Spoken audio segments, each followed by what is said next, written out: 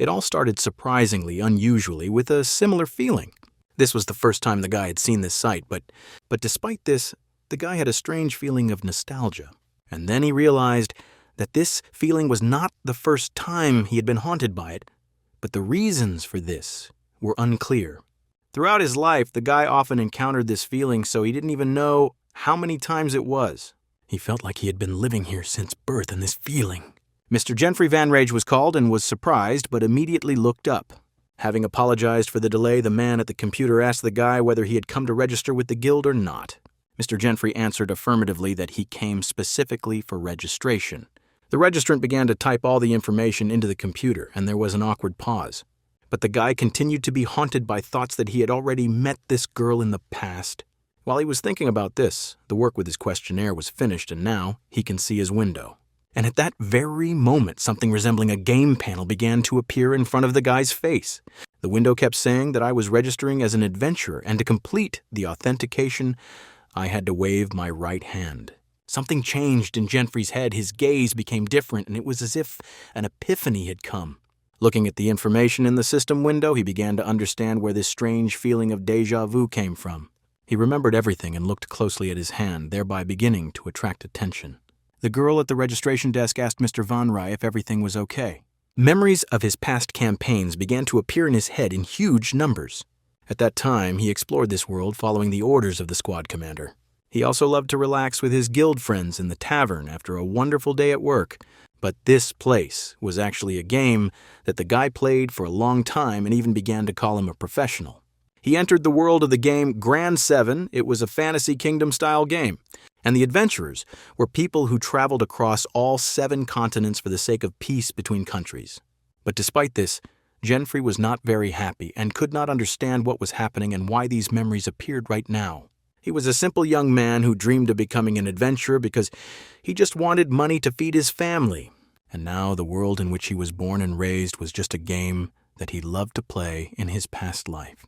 Although, after thinking it over again, he realized that this was simply an ideal opportunity.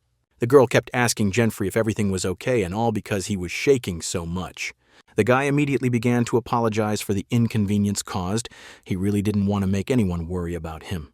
Despite his shocked state, he was simply burning with impatience to get to the mission as soon as possible.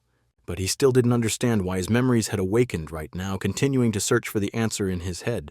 The authentication notification was still hanging in front of his eyes.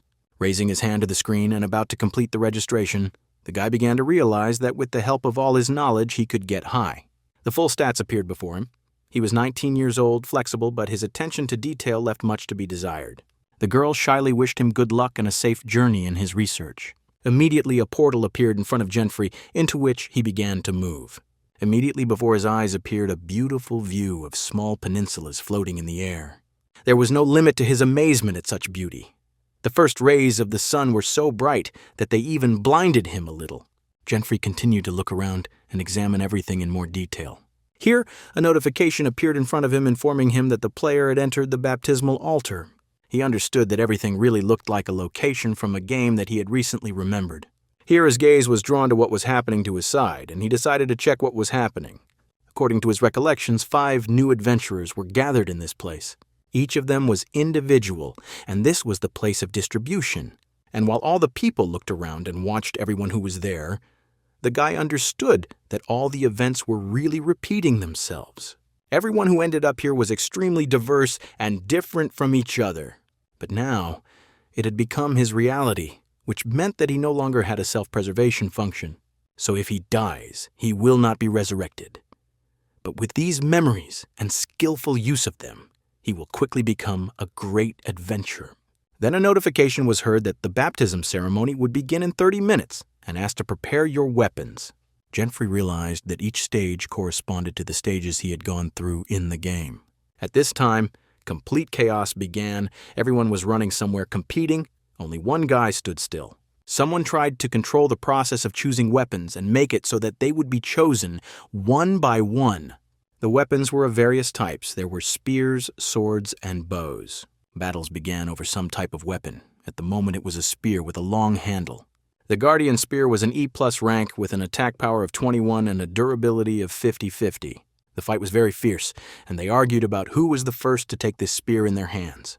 Someone immediately liked the sword despite the fact that its characteristics were lower. Namely, the red sword's rank was E, its attack power was 19, and its durability was 60 to 60. But more than one person liked this sword, and someone decided to take it away by force by hitting the guy who was first in the face. Only Genfrey calmly waited for what would come his way and didn't get involved in these conflicts that occurred every time. This was a system of forced choice of profession. At baptism, a choice of professions for training was given, but it was limited. Newbies always tried to choose a stronger profession, but Genfrey always approached the choice wisely and responsibly. Some were happy about their victory in this choice, while others were unhappy with someone else's victory in an unfair fight. But many went further and began to brag, thinking that they had taken the best of what was possible, declaring this to everyone's praise. To which Genfrey responded without much enthusiasm, which most likely led to misunderstanding of the guy with the best profession in his opinion. The warrior thought that this guy was just an unknown upstart and was angry with him. The guy walked past the weapons and thought about which weapon he should choose. Here he made a decision and began to move more confidently towards his goal. He stopped near the most unremarkable dagger. This dagger was unremarkable in any way, and most likely its characteristics also left much to be desired. This was true because the normal dagger was F rank, the attack power was only 1, and the durability was 90 to 90. That same warrior began to mock the choice of a dagger with an attack of 1 unit and said how he would not regret his choice in the future. In his mind, Genfrey knew that a sane adventurer would hardly take such a weapon, but he knew that the concept of common sense was distorted here. The opinion of ordinary extras did not apply to real people, and so he chose the ordinary dagger. Then they heard the announcement of the start of the baptism, and it was reported that they had 5 minutes. And then monsters that looked like huge wasps began to appear. And these 5 minutes were given precisely to kill as many of these creatures as possible. Genfrey knew that this species only appeared in the altar location, namely the honey centipede. The poison of these monsters could paralyze anyone, which was even more dangerous. The warrior immediately told Genfrey to try not to die and called him a kid. His face was filled with hatred, but where did it come from? Genfrey also did not understand such hatred towards him, but decided to ignore these antics. The announcement of the start of the baptism was heard, and the honey centipedes rushed to attack. The monsters began to fly closer and closer, but the guy found his advantage in this. He realized that the behavior remained exactly the same as it was in the game, which means that the weak points remained the same. And Genfrey began to notice more and more places that could help him kill the honey centipede. The monster also did not intend to wait for the guy to attack and rushed towards him. But it wasn't that simple, because you shouldn't underestimate anyone in such battles. Taking out his dagger, he was very confident in his mind for a grand attack, and with one confident, strong blow, he pounced on the centipede and did not even take any further action. After all, 1 blow is more than enough to kill the monster. He didn't even wait for the outcome of the battle and moved on. A notification appeared stating that the honey centipede had been defeated. Everyone who was at the same location was shocked by this outcome of events because he had the weakest weapon. Genfrey just happily reported that it was a direct hit and moved on. The warrior told him that it was very good, but in his mind he could not understand how he managed to do it with 1 blow. But the guy knew that in every game there is a bug just like in this one, but he only worked in this location. It consisted of the fact that if you hit the honey centipede's weak spot with an ordinary dagger, continuing to fight the monsters, Genfrey understood that he would go far in this battle. Another honey centipede was also defeated with 1 blow. After all, the essence of the bug was that with the help of a regular dagger, a blow to a weak spot would kill the monster, and the most important thing is that only he knew about it. For many, dealing with the centipede was a challenge, despite the strength of their weapons. Some people set themselves the goal of simply killing at least 1 monster, but fear also overcame each of them. Someone could still attack the monsters, and even quite successfully. They actually received the coveted achievements that the honey centipede was destroyed. But the most disgusting thing about these people was their extraordinary boasting. Everyone looked at him as if he were a fool because he wasted precious time bragging. Genfrey thought that this was definitely not the time to shout, because it would attract attention. One of the honey centipedes thought it had caught a good moment to attack and rushed forward. But the guy, expecting this, dodged the monster's attack just in time, pretending that it was just an accident. The next moment he also managed to successfully dodge, but this time not without fear in his eyes. As he began to take out his dagger, a smile began to spread across his face, and all because he thought that it was much more interesting here than in the game. He waited for further actions from the centipede and was in no hurry because he understood that the main thing was to react in time. And as soon as I heard the flight, I prepared to attack, but the centipede stopped for a second, as if thinking about something. Genfrey, however, did not lose his composure at this moment and launched a counterattack. Once again, a notification appeared about the victory over the honey centipede. The happy guy looked back at everyone who was also with him at that moment because the baptism ceremony was over. It was announced that the profession would be awarded based on skills shown in battle, and battle statistics appeared in front of each participant. The number of killed was 7, and 3 professions were offered to choose from, namely hunter, potion maker, and shield man. The guys stood and talked about how few murders they had committed because they were unable to obtain the professions they desired for this reason. Someone stood trembling. For himself, he was unbearable because he could not do anything in this battle. Namely, because there was absolutely not a single murder, the registration for the adventurer was not completed, and further selection was impossible. Here the deafening laughter of the swordsman was heard because he had done what he thought was a huge number of monster kills, namely, he killed as many as 15 centipedes, and the professions offered were fighter, thief, hunter, and swordsman, which the guy dreamed of so much. But then his gaze caught on Genfrey, who was standing next to him and was thinking hard about his choice of profession. But he stood thoughtfully and did not shout about his achievements, since he approached the choice in this world with understanding. And the swordsman decided to ask himself about his achievements and what professions he had been given. Genfrey was surprised by such impudence, but ignored the question. But the swordsman himself noticed the choice that was presented, and his shock was enormous. He couldn't even understand when the guy had done so much and just froze in anticipation. After all, the number of centipedes he killed was 33, and the number of professions to choose from was 10. Every profession that was possible was available to Genfrey, which shocked the swordsman even more. But he decided not to be too upset because at least he was able to become a swordsman, and the guy congratulated him on this. He knew that with 15 kills, the probability of a drop was about 2%. In this game, the most powerful professions were swordsman and summoner, so Genfrey was unsure what to choose. But he came to a conclusion and clicked on what he liked best. The system reported that the profession was successfully selected. It was also reported that everyone will be provided with basic equipment according to their choice of specialty. Genfrey immediately acquired a new look in terms of clothing, and the system reported that his new profession was potion maker. Everyone who also qualified was shocked by this choice on the part of the guy. After all, for many people this was incomprehensible. This profession was not the highest and seemed idiotic to everyone. But Genfrey simply ignored such statements directed at him. The system informed him that his profession was level 1 potion maker and his skill was synthesis. But he definitely knew something more and was already preparing to open the inventory. After all, this bad profession was revealed only in the hands of a very experienced player. It wasn't for nothing that he killed so many people. He got something out of it after all. Namely, he got 5 stings, 9 wings, and 3 blood from the honey centipede. After all, such items could only drop in this location, and he also took the dagger into his inventory. He decided to immediately apply everything that was given to him in this location and test his profession. Synthesis was expressed in the combination of any objects and their improvement. He continues to synthesize all the items that he managed to obtain. Magic was happening before our eyes. The profession was initially chosen to create something special. Everyone who was nearby did not understand at all what Genfrey was doing. It was he who created weapons capable of destroying this world. The synthesis was completely completed, as the system nobly reported. Everything was ready, and Genfrey's happiness knew no bounds. He was now the strongest in this universe. The weapon called Centipede had an attack power of 66. The rank was unknown. Durability was 1.5 to 1,500, and the first skill was Perception, which dealt triple damage to vulnerable points. The strength of an adventurer was determined by his job and level. Equipment was just a tool for defense and attack. In this world, there were special types of equipment that manifested themselves regardless of profession or level. They were called hidden weapons. Genfrey arrived on the first continent, which was a city of rookie adventurers called Logan. The city was ablaze with joyful faces, and the market was bustling with trade.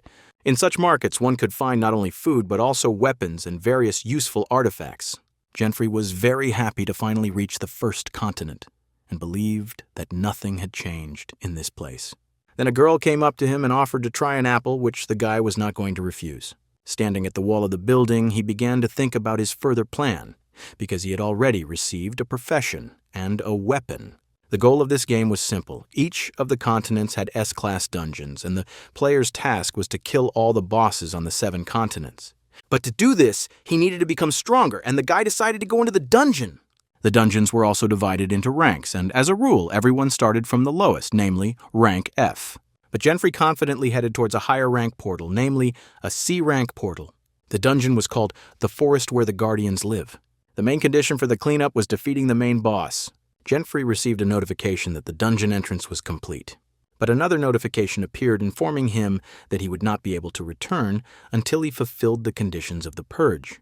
Arriving at his destination, he looked very closely at what was happening. No one had ever taken such a big risk. Jenfrey came here at level 1. His health was intact. His physical strength was 21, his defense was 27, his intelligence was 30, his agility was 19, and his luck was 11. The recommended level for clearing a C-rank dungeon was between 17 and 30, so there was nothing for a beginner to do here. And the guy decided to check if these places were as dangerous as everyone said. Then a devil plant appeared in front of him, which was level 17.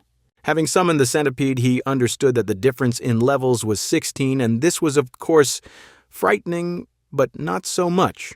He was ready to fight and was almost ready to attack. Jenfrey understood that despite the difference in levels, one blow would be enough for him to end this battle. The devil plant was ready to attack, and the system reported it. Despite the fact that he was very fast, the guy knew all his attacks by heart, and he also knew the most important thing, namely his weak spot. It was a bud. And with one beautiful blow he attacked right into it. By delivering a precise blow to the weak point of the devil plant, the perception skill was activated. At the same moment, the system reported that the monster had been defeated. Jenfrey was pleased with the work done, and it was not for nothing that he remembered all this in his past life. The system started reporting a huge upgrade and level increase to 10th. The guy was amazed at such a high upgrade for one monster. In this game, health and mana points increased automatically, and status points also appeared. Jenfrey decided that he had enough strength for now, and it was better for him to put all his status points into defense, increasing it to 72. The guy was extremely grateful to his dagger because he was able to do all this only with its help. The attack power at the moment was 66, and the guy could easily clear a B-rank dungeon. But Jenfrey knew that the potential of his weapon would only be revealed over time and was looking forward to this moment. The guy decided that it was too early for him to go to the boss and he would go on to level up further. The weather outside was beautiful at this time, and all that was left was to wait for a new monster to appear. Here Jenfrey noticed some strange movement next to him and began to peer. 3 level 23rd and 24 noir snakes appeared next to him. It was a mid-level dungeon monster, rank C, and the probability of encountering 3 snakes was 1%. Then one of the snakes attacked Jenfrey, and he was not prepared for its attack.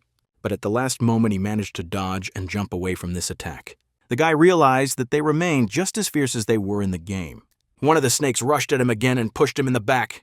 2 snakes were already attacking the guy nonstop, and all he could do was run. He understood that the first thing he needed to do was pull himself together and remember the past battle. Jenfrey remembered the weak point of the serpent noir and was ready to attack. He immediately jumped off the ground with all his might. As he flew upwards, he realized that there was soft tissue in the neck area, and he needed to pierce it. In order for the snake to be dealt triple damage, it was necessary to hit this spot with one attack. His blade was almost at its target, but then something unexpected happened. At that very moment, the second snake appeared nearby and protected its fellow from the blow. Jenfrey didn't understand how this was possible because he had never seen such protection from his brothers before. The third snake immediately rushed forward and attacked the shocked guy, biting him on the shoulder. A piercing pain struck him, and he did not know what to do in such a situation. But immediately grabbing his dagger, he decided that he had to fight back the monster. The blade left only a barely noticeable shimmer as it was struck with incredible speed. He was already falling down at great speed along with the monster's head, which was hanging by its teeth on his shoulder. Having torn this head away from himself, he tried to stop the bleeding. The system reported that the level 23 snake had been defeated and the level had risen to 13. Health was at 8, status was near death. The system demanded to leave the danger zone and heal. Jenfrey expected such an outcome. But the guy was not so simple, and he even foresaw this outcome of events. This is exactly why he pumped all his points into defense at level 10, because despite such losses, he did not die. But why did Genfrey neglect his health so much? Everything was done to activate the second skill of the centipede. Genfrey made one sharp movement and attacked. The centipede's second skill was Divine Speed, which increased agility tenfold when the user was on the verge of death. So in one blow, both the 23rd and 24th level snakes fell. The system also reported that both snakes were defeated. The guy sarcastically stated that he had no intention of dying so easily. The level was also raised to 17. It was a very difficult battle despite such extraordinary weapons. Genfrey understood that despite the good leveling up, he almost died.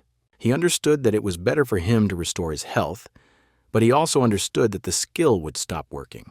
Genfrey still didn't want to give up such a bonus and decided that he could hold out a little longer, but as he started to get up, he realized that it wasn't worth taking such a risk. The forest was in ruins. This was a battle of enormous proportions. Here an unusually scary monster appeared, ready to attack the guy. But before it could appear, the guy's blade flew past. Genfrey landed next to the monster. He knew that this could happen and was prepared for such an outcome. With the centipede's second skill, it was indeed very easy to defeat low-level monsters. And this meant that the pumping would go much faster, and after killing the boss, Genfrey would be able to apply the new synthesis. To obtain this synthesis, certain products were required, namely water and thorny grass, as well as a large bunch of blueberries, a caterpillar, and skullcap leaves. But that was not the whole list, because a bloody flower and a chestnut seed were still needed. Synthesizing a D-rank item required a huge amount of ingredients. It felt like cooking in real life, but sometimes monsters spoiled such fun and reflection. But Genfrey understood that such grumbling would not help the main task. He decided that he would gradually collect everything, but before meeting with the boss, the guy gradually moved through the dungeon and observed the local beauty. He already had a bloody flower in his hands, as well as thorny grass. He also found a bush on which perhaps grew what was needed for synthesis. It really was blueberries, and he was even surprised at how quickly the collection of the necessary products was going. While looking at the blueberries, he heard someone call out to him. He immediately turned around at the mention of his name and could not understand who it was. Two guys appeared in front of him exploring the same area and were discussing that one of those who came was from the same village as him. The guy was sarcastic and said that he didn't believe that such a loser decided to become an adventurer. Genfrey was surprised that the guy had become an adventurer 2 or 3 years ago and was still walking through dungeons like this. Julius continued to taunt about guns and his choice of profession, calling it crap, and his partner was surprised that they knew each other. He decided to explain that Genfrey's family was the poorest in the village and the guy had been strange all his life and shouldn't be paid attention to. He was hurt by the words about the family and the situation they were in. Genfrey understood that the situation was really not the best, because his younger sister was still taking care of their mother and he became an adventurer in order to earn money. But these two guys were not going to leave him alone, and they tried to get his attention. Julius was shocked by this behavior and said that he could easily beat the guy up. Grabbing Genfrey's collar, he thought about what was best to do with him. But then a very loud roar was heard, driving each of the three to the brink of shivers. They immediately looked around and began to search with their eyes for the one who was making such sounds. Then the third guy noticed this monster and tried to shout to everyone. The dungeon boss, a level 31 cyclops, appeared before them. Julius immediately yelled at his partner that they shouldn't just stand around and need to run immediately. But Genfrey stopped them and said that the guy had already become his target and it would be best to put up a fight for him.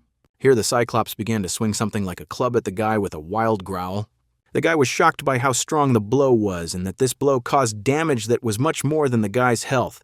Julius fell in panic at what he saw and could not understand how this could happen. Cyclops noticed this behavior and found a new target for himself. The Cyclops' skill was the all-seeing eye, and it was indeed a very dangerous battle. Genfrey knew that if he hesitated, he could end up like that guy. But the boss's defense was very strong. It remained to be seen how to break through this defense, but the monster was ready to attack again. Swinging at the guy, he didn't get hit by the attack despite his speed. Cyclops lost sight of him, and that was a fitting outcome. The Cyclops' skill was that he focused all his attention on just one target and attacked only that one. The system reported that Genfrey had become the monster's target. The next message stated that because of the all-seeing eye, not a single prey could escape him. Genfrey had no choice but to accept this battle. Cyclops was preparing for another attack heading towards the guy. But this attack also failed, and all because Genfrey knew all the attacks in advance and was able to dodge them thanks to his divine speed. Julius could only watch in shock as the battle progressed. He couldn't understand how Gentry could rise to such a level so quickly. But the guy understood that if he continued running like that, he wouldn't be able to beat him. And then he decided that it was time for him to attack. He immediately jumped onto the Cyclops' makeshift club and raced up it. He moved higher and higher up the tree trunk straight towards the body of the monster itself. Cyclops could not expect such behavior from his opponent and even hesitated a little in his actions. At one point, he even tried to grab the guy, but Gentry managed to jump out of the monster's palm. The guy jumped so high that he towered over the Cyclops by several meters. The monster's weak point was its neck, and at the moment it was exposed. Gentry was ready to make a spin attack at that point. Cyclops still couldn't understand where his target had disappeared.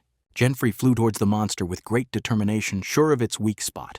The Cyclops tried with all his might to find his target around him. But then the guy realized that the situation was developing exactly as he had assumed. After all, not a drop of damage passed through the monster, which means that it simply showed its location. Despite knowing the weak spot, it remained completely untouched. Cyclops at that moment noticed the presence of his target and prepared a plan of attack. The next second, a club made from a torn tree was already flying at Gentry. But noticing this in time, he managed to jump away from the monster's back at the last second. The guy only understood that with such a difference in levels, it would be very difficult for him to fight. At this time, Julius was hiding under the leaves of fallen trees and could not understand whether he had once known this man. At this time, Gentry tried with all his might and means to fight the boss. His friend from the village did not understand where such speed came from and suspected that it could be a buff. The guy at this time was running away from another attack from the monster. Gentry understood that he needed time and opportunity to create a new thing. Despite the fact that some ingredients had already been collected, the missing ones were also in the same clearing. He had no opportunity to pick them up, and it was all because of the boss who was constantly watching him and attacking him. But then he noticed that everything he was missing was right next to Julius, and the guy immediately ran to his old friend in order to collect all of it, which scared him a lot. He simply knocked out his comrade and revealed his location. Immediately, Gentry received a notification that skull jelly leaves, a chestnut seed, and a caterpillar had been added to her inventory. And to complete it, he needed one last ingredient, which was water. Having jumped into the stream, the system reported that the last ingredient had been obtained. At that moment, he accepted the synthesis spell. And standing in the stream, the synthesis of all the collected ingredients began to take place.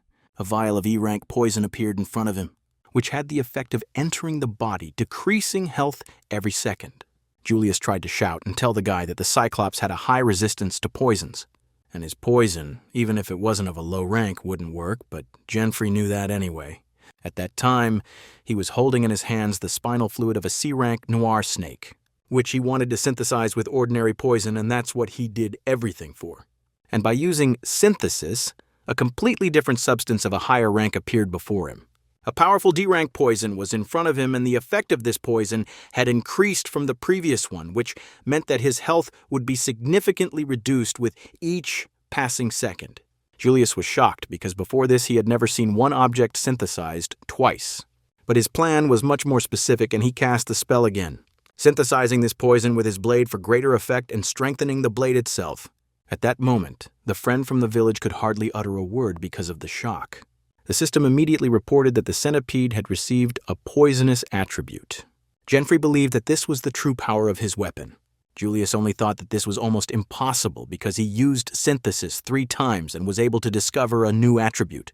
Then a Cyclops appeared behind the guy who was surprised by Gentry's abilities. The guy immediately apologized to the monster and asked for clarification about the start of the second round. The Cyclops was already very close to Gentry and ready to attack at the right opportunity, immediately directing his club along the trajectory of the guy's run. The battle continued, and it seemed to be moving very fast. But Gentry was just as fast, and no longer intended to hide from the attacks, but instead directly repelled them.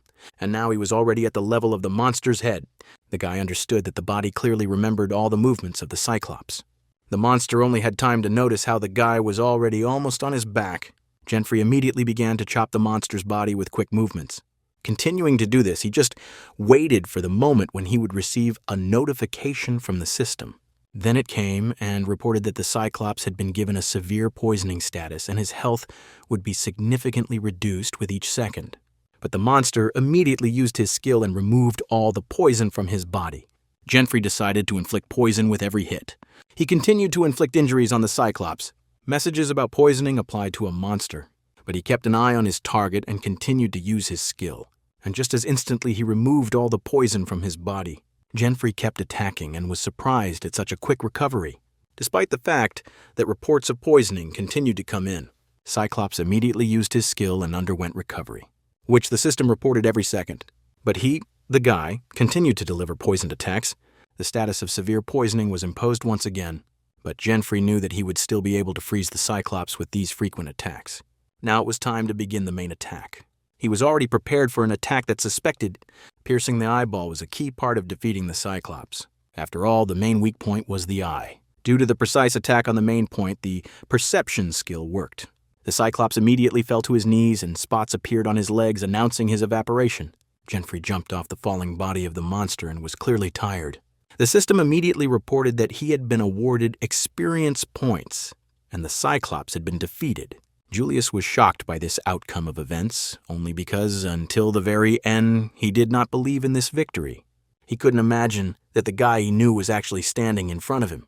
The boys met eyes and something like an awkward spark passed between them. Julius only managed to run away with a request not to kill him, but Genfrey was surprised by such behavior. Putting away his weapon, he thought about what was more important for him to pump out now. His health was critically low, his level also rose to level 23, and his agility was increased due to the skill. He decided that for now he would not upgrade anything until he had accumulated 90 points and closed the status window, but opened the inventory. The reward for defeating the boss was 350,000 gold, and a rank D, Cyclops Fang, was also added to the inventory. Having received a huge amount of gold, he decided to send half to his mother. He thought that it was comfortable for him to play alone and not have to share anything with anyone. But that was not what he came here for. The main target was the C-rank Cyclops eye, which could be sold for a very good price. Genfrey was amused by the fact that this eye looked completely unpresentable and closed the inventory. He knew that he had one last ingredient left to create a new weapon. He went to the flat plain, which was a D-rank dungeon. Genfrey reached his destination because he remembered this dungeon very well. He decided to relax a little and think. For every player, the main goal was to defeat every boss on all continents. But first it's worth dealing with the first of them. He came to him in order to get a new weapon that was kept by the angel. To solve the mystery of the fallen goddess, the eye of the Cyclops and one more item were needed, for which he came here, but new monsters had already appeared and noticed his presence. They immediately rushed to attack Genfrey, which was just training for him. His goal was to cleanse the world of monsters and achieve a peaceful existence for people, and also provide your family with everything they need for a good life. He promised to shut the mouth of anyone who previously did not believe in his abilities as soon as he became stronger, and he was determined to achieve his goals. He was constantly gaining experience points and increasing his level. The city was in turmoil. An urgent meeting of the Adventurers Association was called, the main character of which was a newbie who defeated a level 33 monster. This was the main event. They also received information that this guy's name was Genfrey, and everyone was shocked at how he was able to do such a thing. Everyone also received information about what this guy looked like, and the loudspeaker also announced the transition to other news. Some group of adventurers was arrested for excessive hunting of cobalt birds, and there was not enough information about this group. Genfrey continued to explore the dungeon and kill small monsters. The main oddity was that he walked all day but did not meet the one he was looking for. He collected a huge amount of material but never found the cobalt bird, although I clearly remembered that in the game they were not rare creatures. Each continent had 7 dungeons, ranging from F rank to A rank. Also, the S rank dungeon in which the boss himself lived, and these birds were supposed to be in a D rank dungeon. He understood that nothing could be done about it, and decided to go to the city and find out. Genfrey headed to the main square where he was going to find information and more. He decided to find the shop he needed and find out everything there. Here he noticed the shop he needed and headed towards it. But before he could open the door, someone stopped him very abruptly. And then he noticed some group that was dragging some bags behind their backs. They behaved impudently, pushed Genfrey away, and responded to him in a very unflattering manner. The guy thought they were robbers, and all because they spoke of what was in their bags as loot. They were moving towards the mother and daughter who were going about their business. The mother, having noticed this group, tried in every possible way to protect her daughter from these guys. But the hand of one of this group, more like a gang, they wanted to push the little girl out of the way. The girl was already flying down the stairs and didn't know what she could do. Jenfrey, noticing this attitude, rushed to save the little girl from a strong fall and made it at the last second. He couldn't understand this attitude and wanted to know what kind of gang it was. The group noticed the guy's efforts to help this girl. Mother tried to thank Jenfrey for his help, but he says that there is no need to thank him for that. He immediately began to look through the further path of those guys. An unknown merchant appeared next to him, who nicknamed the group the Scum of the Mountain Hounds. It was the owner of the store that the guy was heading to, and he in turn explained that this was a new guild that was demanding money from sellers. He also tells the story that this particular group is involved in the disappearance of the cobalt birds. The guy immediately realized that he had received the information he had come for, but unfortunately they have no concept of honor. They were ready for the number of women's children. So many stores were closed. Jenfrey didn't understand this attitude and was shocked. This outcome of events was very bad for everyone who worked in this city, understanding that a guild is a group of people and he won't be able to stand up to such a number. He had a raging motivation to punch someone in the face due to a personal grudge against these people and the poaching of cobalt birds. He decided that he would definitely not let any of these guys go and decided to catch up with them. Soon he found himself in a place that looked more like a trash can because empty bottles were scattered everywhere. Around the corner, Jenfrey quietly tracked their location. He noticed how they were drinking various drinks and carefully laying out all the loot.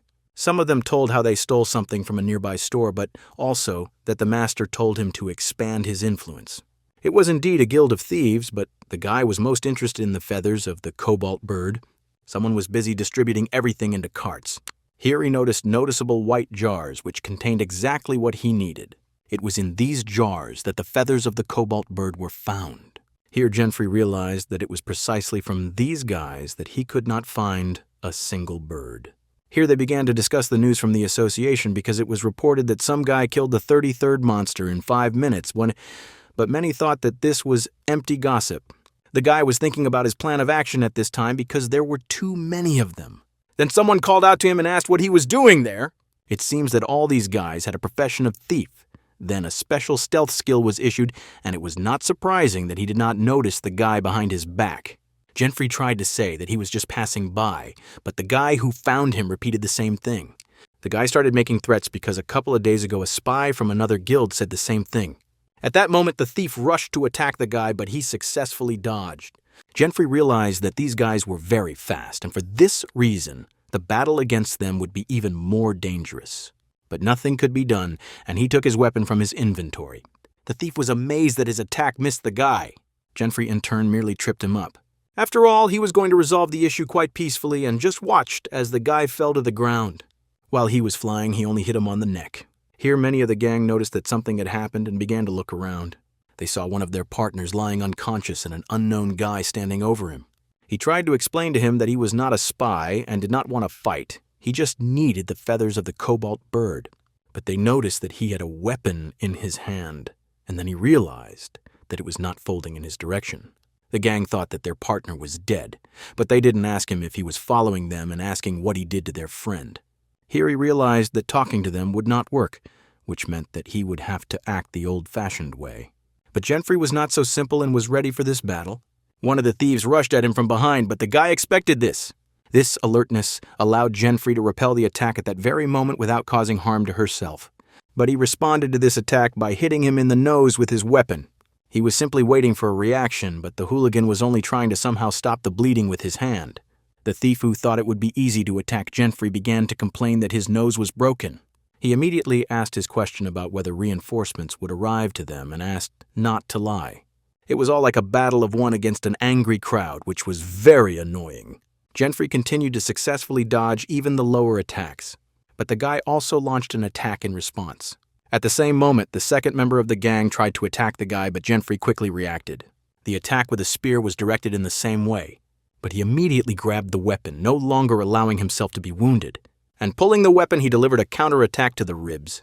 But then the system sent 2 notifications informing that Jenfrey had struck a weak point, and because of this, the perception skill had been activated.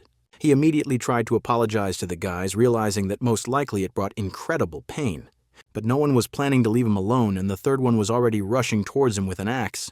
The guy easily dodged this attack by simply crouching, and he launched a counterattack aimed at the chin with the handle of his centipede. Jenfrey initially didn't want to fight them for this reason alone. He didn't want to make such a mess, but came to them with only one request. He needed the feathers of the cobalt bird and nothing more. Here the guy noticed something and reacted quickly. An attack was planned on him from behind, but he managed to repel it at the last second. The professional thief who carried out this attack was surprised because not many can repel such an attack. Jenfrey understood that this attack must have been carried out under the stealth skill. Here he remembered that it was the one who had just attacked him and pushed that little girl. They passed each other and only began to observe each other's actions. The thief said that he was the deputy head of the Mountain Hounds and asked inquiringly whether he knew the name Sabo Masuo. But he had never even heard the name and didn't understand what was so cool about it. Here this thief remembered that Jenfrey had blocked his path before and rushed to attack, and it was clear that it was worth dealing with him earlier. Despite how much they stole, the weapons weren't that good quality. The thief thought that Jenfrey didn't look even 20, but despite this, he was good at fighting. Although I thought that all these merits in the battle were only the merit of good weapons, considering that beginners really are lucky. The deputy of the Hound Gang explained that the weapon is just a trinket, and everything depends only on the professional skills of the person himself. Here a blow of enormous force was struck very close to Jenfrey, but it missed him. But since the profession changed, the appearance could immediately tell the profession. He was so clever in informing me that he was asking if he was a potion maker. The thief considered his class to be trash, but seeing the weapon, he realized that it was very rare. That was the only reason he could still stand on his feet for a thief. The adventurer thought that the guy had never had such fights before and mocked him a little. Several blades were already ready to attack and hung in the air. By controlling the blades with magic, he thought he could easily force them to retreat. But Jenfrey only had to raise his weapon in the direction and knock down all the blades. The thief said that in battles, the winner is the one who first finds out the opponent's profession. He mockingly said that the only skill he had was synthesis, which would not help him in battle, meaning that the thief won in terms of physical strength. He thought that the profession was unknown to Jenfrey, and for this reason, he believed that he had an advantage. The guy was amazed because he saw the use of stealth, and it created dissonance in his head. Here, this guy started to justify himself and say that he is actually a summoner, which became funny for the guy because they told him everything themselves. He realized that it would be harder to fight against the thief because they had the stealing skill and he could lose his centipede, and Jenfrey would be very offended, so there was no time to waste. He was already about to go on the attack. The guy was serious about winning, but then two unknown guys from the same group appeared behind him. Noticing this, he was amazed and could not understand at what point in time all this happened. This was another use of stealth, and they were already rushing towards the guy again. Jenfrey also had gymnast skills, so he easily dodged their attacks. Despite his skills, he had to endure difficulties due to such dodges. But this did not stop him from continuing to attack in response, and she flew to the man's most vulnerable spot. For this thief, the feeling was not so pleasant. The system reported that the blow hit the enemy at its most vulnerable point. A second notification about the activation of the perception skill immediately followed. After the skill was triggered, the reaction did not take long to come. The scream of pain was so loud that it broke a huge number of windows in neighboring buildings. The thief's name was Sabo, and everyone who was worried about his condition immediately tried to wake him up, but he simply lost consciousness from pain shock. Jenfrey tried to apologize and explain that he didn't do it on purpose. But then he realized that despite this, the battle was not over. The guy was already behind the other two members of the group. He reported that if they don't want to end up in this guy's place, there are certain conditions for them. Jenfrey maliciously asked to be given only the feathers of the cobalt bird, and they would remain untouched. The thieves were kneeling in front of their boss, who was unconscious, and turned to the guy. They saw his very angry face, which did not allow them to doubt his seriousness. Fear penetrated them to the core, and clarifying what exactly the guy needed, they immediately tried to bring it to him. But behind their backs, they could hear the conversations of the rest of the group. Everyone considered Jenfrey a spy for another group and reported that he killed all the guys. He tried to justify himself and explain that they had misunderstood everything. But the group surrounded him in full readiness and had no intention of retreating. One of the hounds mocked him and said that not everyone would do something like that, but the second one noticed and became interested in what was lying there foaming at the mouth. They realized that it was the deputy head lying there and were shocked. Everyone immediately rushed to him and tried to understand what had happened to him. Sabo was completely knocked out, but no one doubted his strength even after that. The group believed that the deputy lost only because of the alcohol he drank. Jenfrey, with a smile on his face, was sure that Sabo had not been drinking, but was just too confident in himself. Then a question was heard about what was happening in this place, and the whole gang immediately turned around in fear. 3 serious men from the same group were heading towards them, but one walked ahead of everyone and clearly had the greatest share of influence on the gang. Everyone started running to him, realizing that the leader had visited. Many tried to shout down each other and report what was happening in this square. Jenfrey just watched and was surprised to meet the head of the guild. He was amazed that someone tried to attack them once again. But everything was not so, although they also reported that Sabo was beaten. The guild leader was clearly aggressive towards the guy. But Jenfrey was also ready to fight if it was necessary. He tried to justify the behavior of his subordinates and said that even if they were rude, this was not a reason to beat them. Here the guy was able to speak and say that he was not a member of any guild, which amazed the leader. He found it funny that the guy was able to defeat all of his people on his own. He was bursting with laughter despite the fact that they had been humiliated by a lone adventurer. And then the leader offered to join their team in the most serious way. Jenfrey was surprised by this outcome of events and did not understand what he had just heard. They tried to explain to him that under other circumstances he would have been beaten and forced to apologize, but since Sabo was unconscious, he definitely couldn't be missed. Here he decided to hug him, thinking that Jenfrey was so happy that he had nothing to say, and then suggested going to a bar and celebrating. He did not understand why, without his consent, he was already recognized as a member of this group, throwing the head's hand off his shoulder with a slightly rough action. Jenfrey explained that he came here only for the cobalt bird's feathers and never had any desire to join their third-rate guild. And after explaining all this, he asked them to give him the feathers and disperse. The head was amazed at such impudence because no one dares to call them third-rate. Jenfrey explained that they are like that, attacking only the weak. They would not be able to provide the slightest competition to the strong. The leader immediately pounced on the guy in a furious attack. But he easily dodged, and the attack landed on the stone-paved area. All he had to do was retreat a little and the axe attack would go in the other direction. While the weapon lay on the square, his eyes filled with blood, a head with great rage and bloodshot eyes. He was most amazed that someone was able to escape his blow, but that doesn't stop him from beating the guy to death and then selling him into slavery. After the blow, Jenfrey realized that this man's profession was clearly not a thief. They did not have such crushing force. Immediately after these words, a second blow followed, but the guy immediately jumped back. He had to immediately lie down on the floor as another attack followed. He dodged all attacks perfectly using gymnastic techniques. Jenfrey clearly understood that he did not want to see his professional skills, and he needed to be dealt with faster. He immediately headed towards the head of the gang with a targeted attack. Jenfrey immediately reacted and dodged another axe attack. Everyone didn't understand how he managed to dodge it every time. He even managed to land an attack aimed at the tailbone.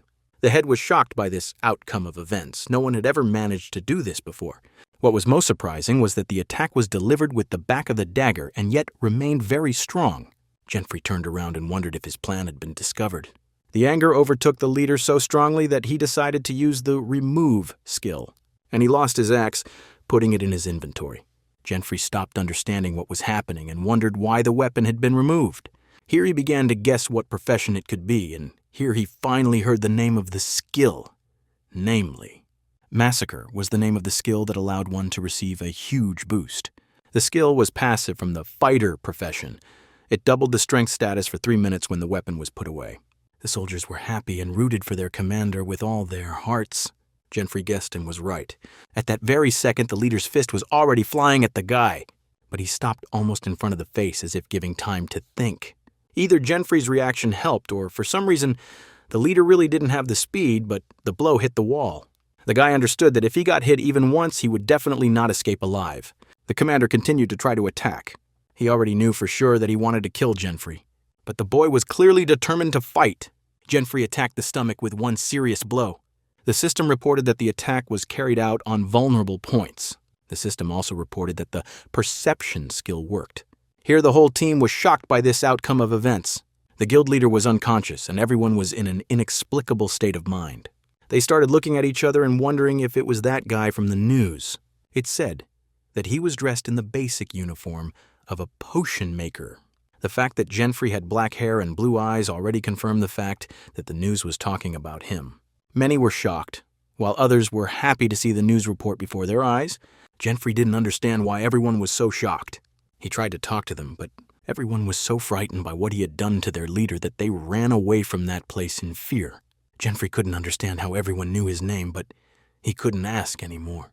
Here he realized that for him there was no difference in this. Now he just wanted to return the goods to the stores and move on. Sigrun Falls was a B-rank dungeon, but Jenfrey thought the boss of this dungeon was too weak and uninteresting. The system reported that the boss was level 35 Baphomet, and experience points were awarded. He returned to the angel he had seen in the past, but he was missing the feather from the last meeting.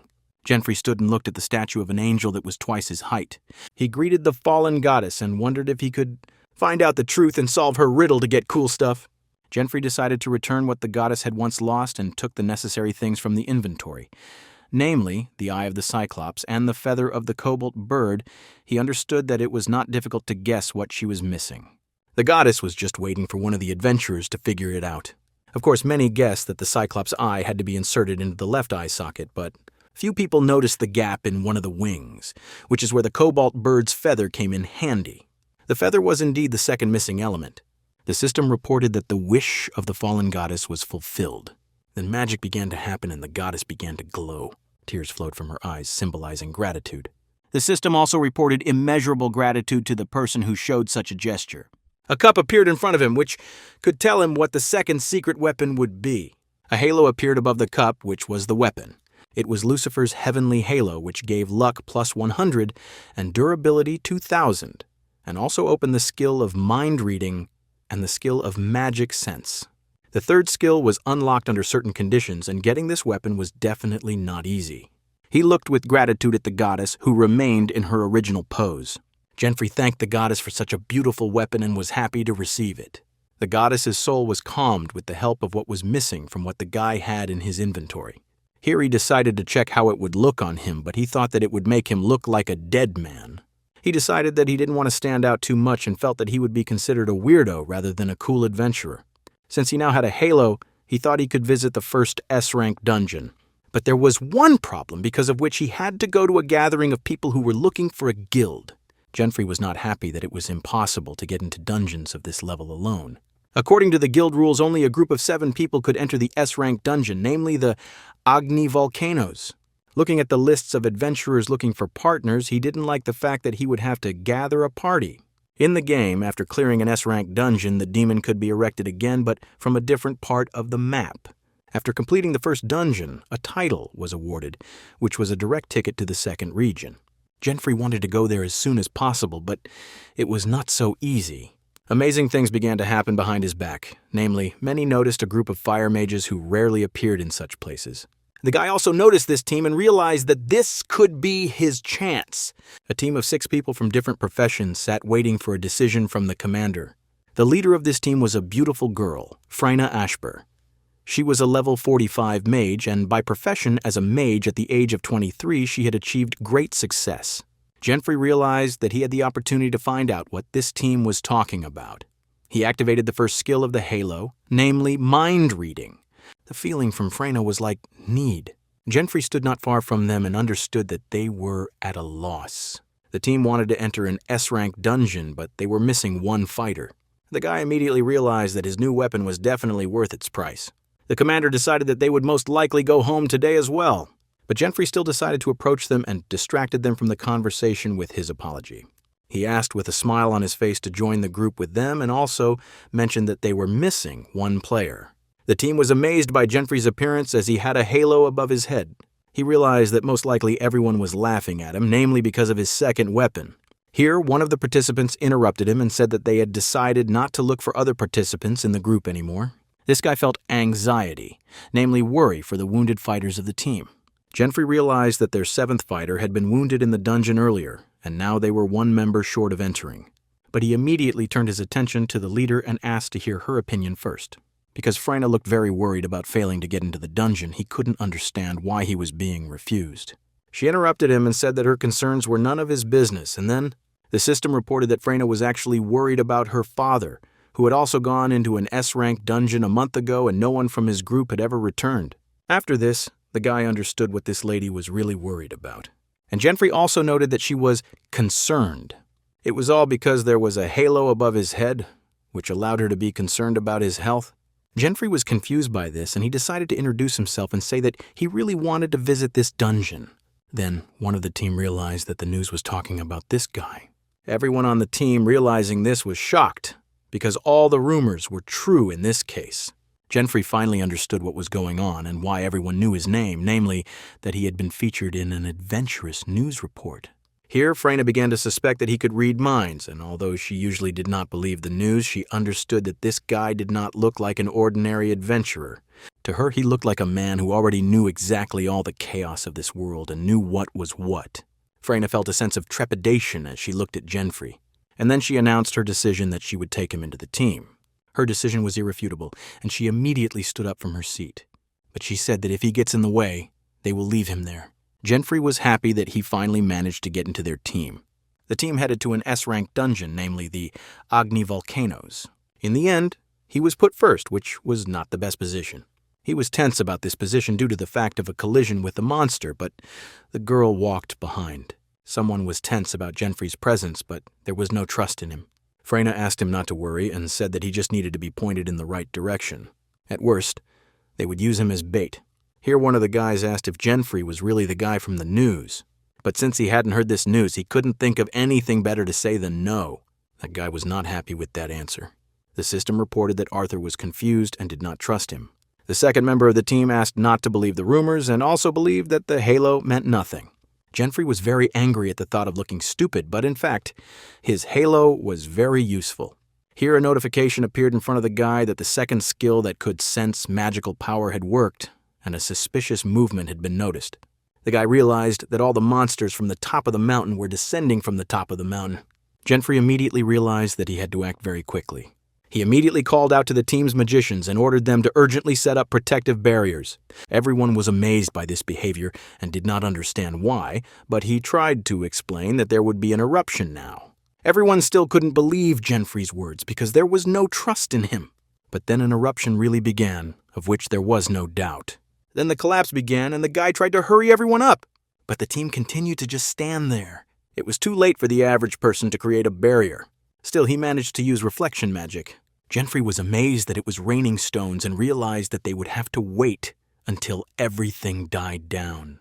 Freyna ordered everyone to remain in place. She took her staff out of her inventory, and then she began to cast her spell.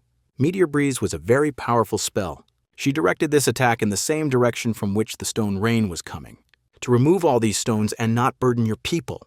After departure, all the stones began to melt. Everyone was amazed by such power.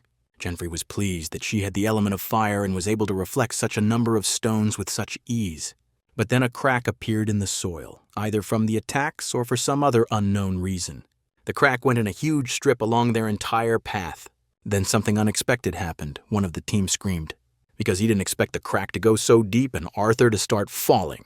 But they managed to catch him and not let him die. Jenfrey was the one who tried to save the guy. The stones under my hand began to slide into the abyss.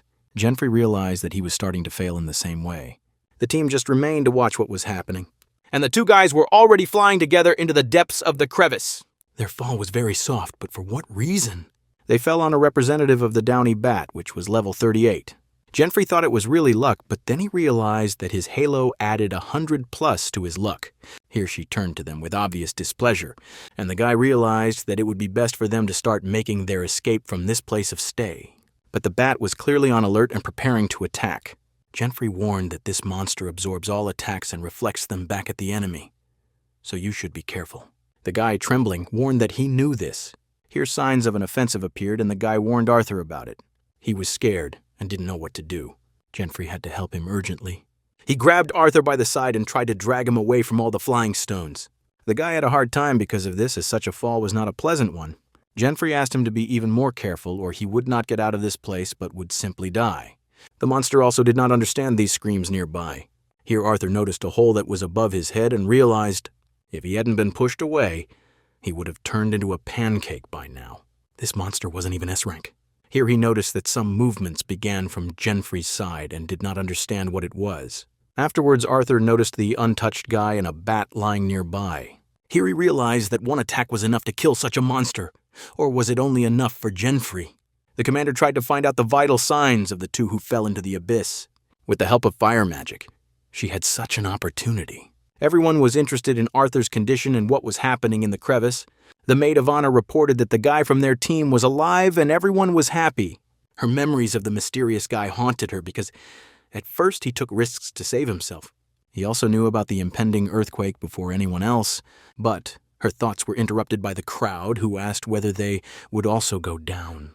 She said that it would be a waste of effort, since their main goal was to defeat the demons and bring peace to the continent.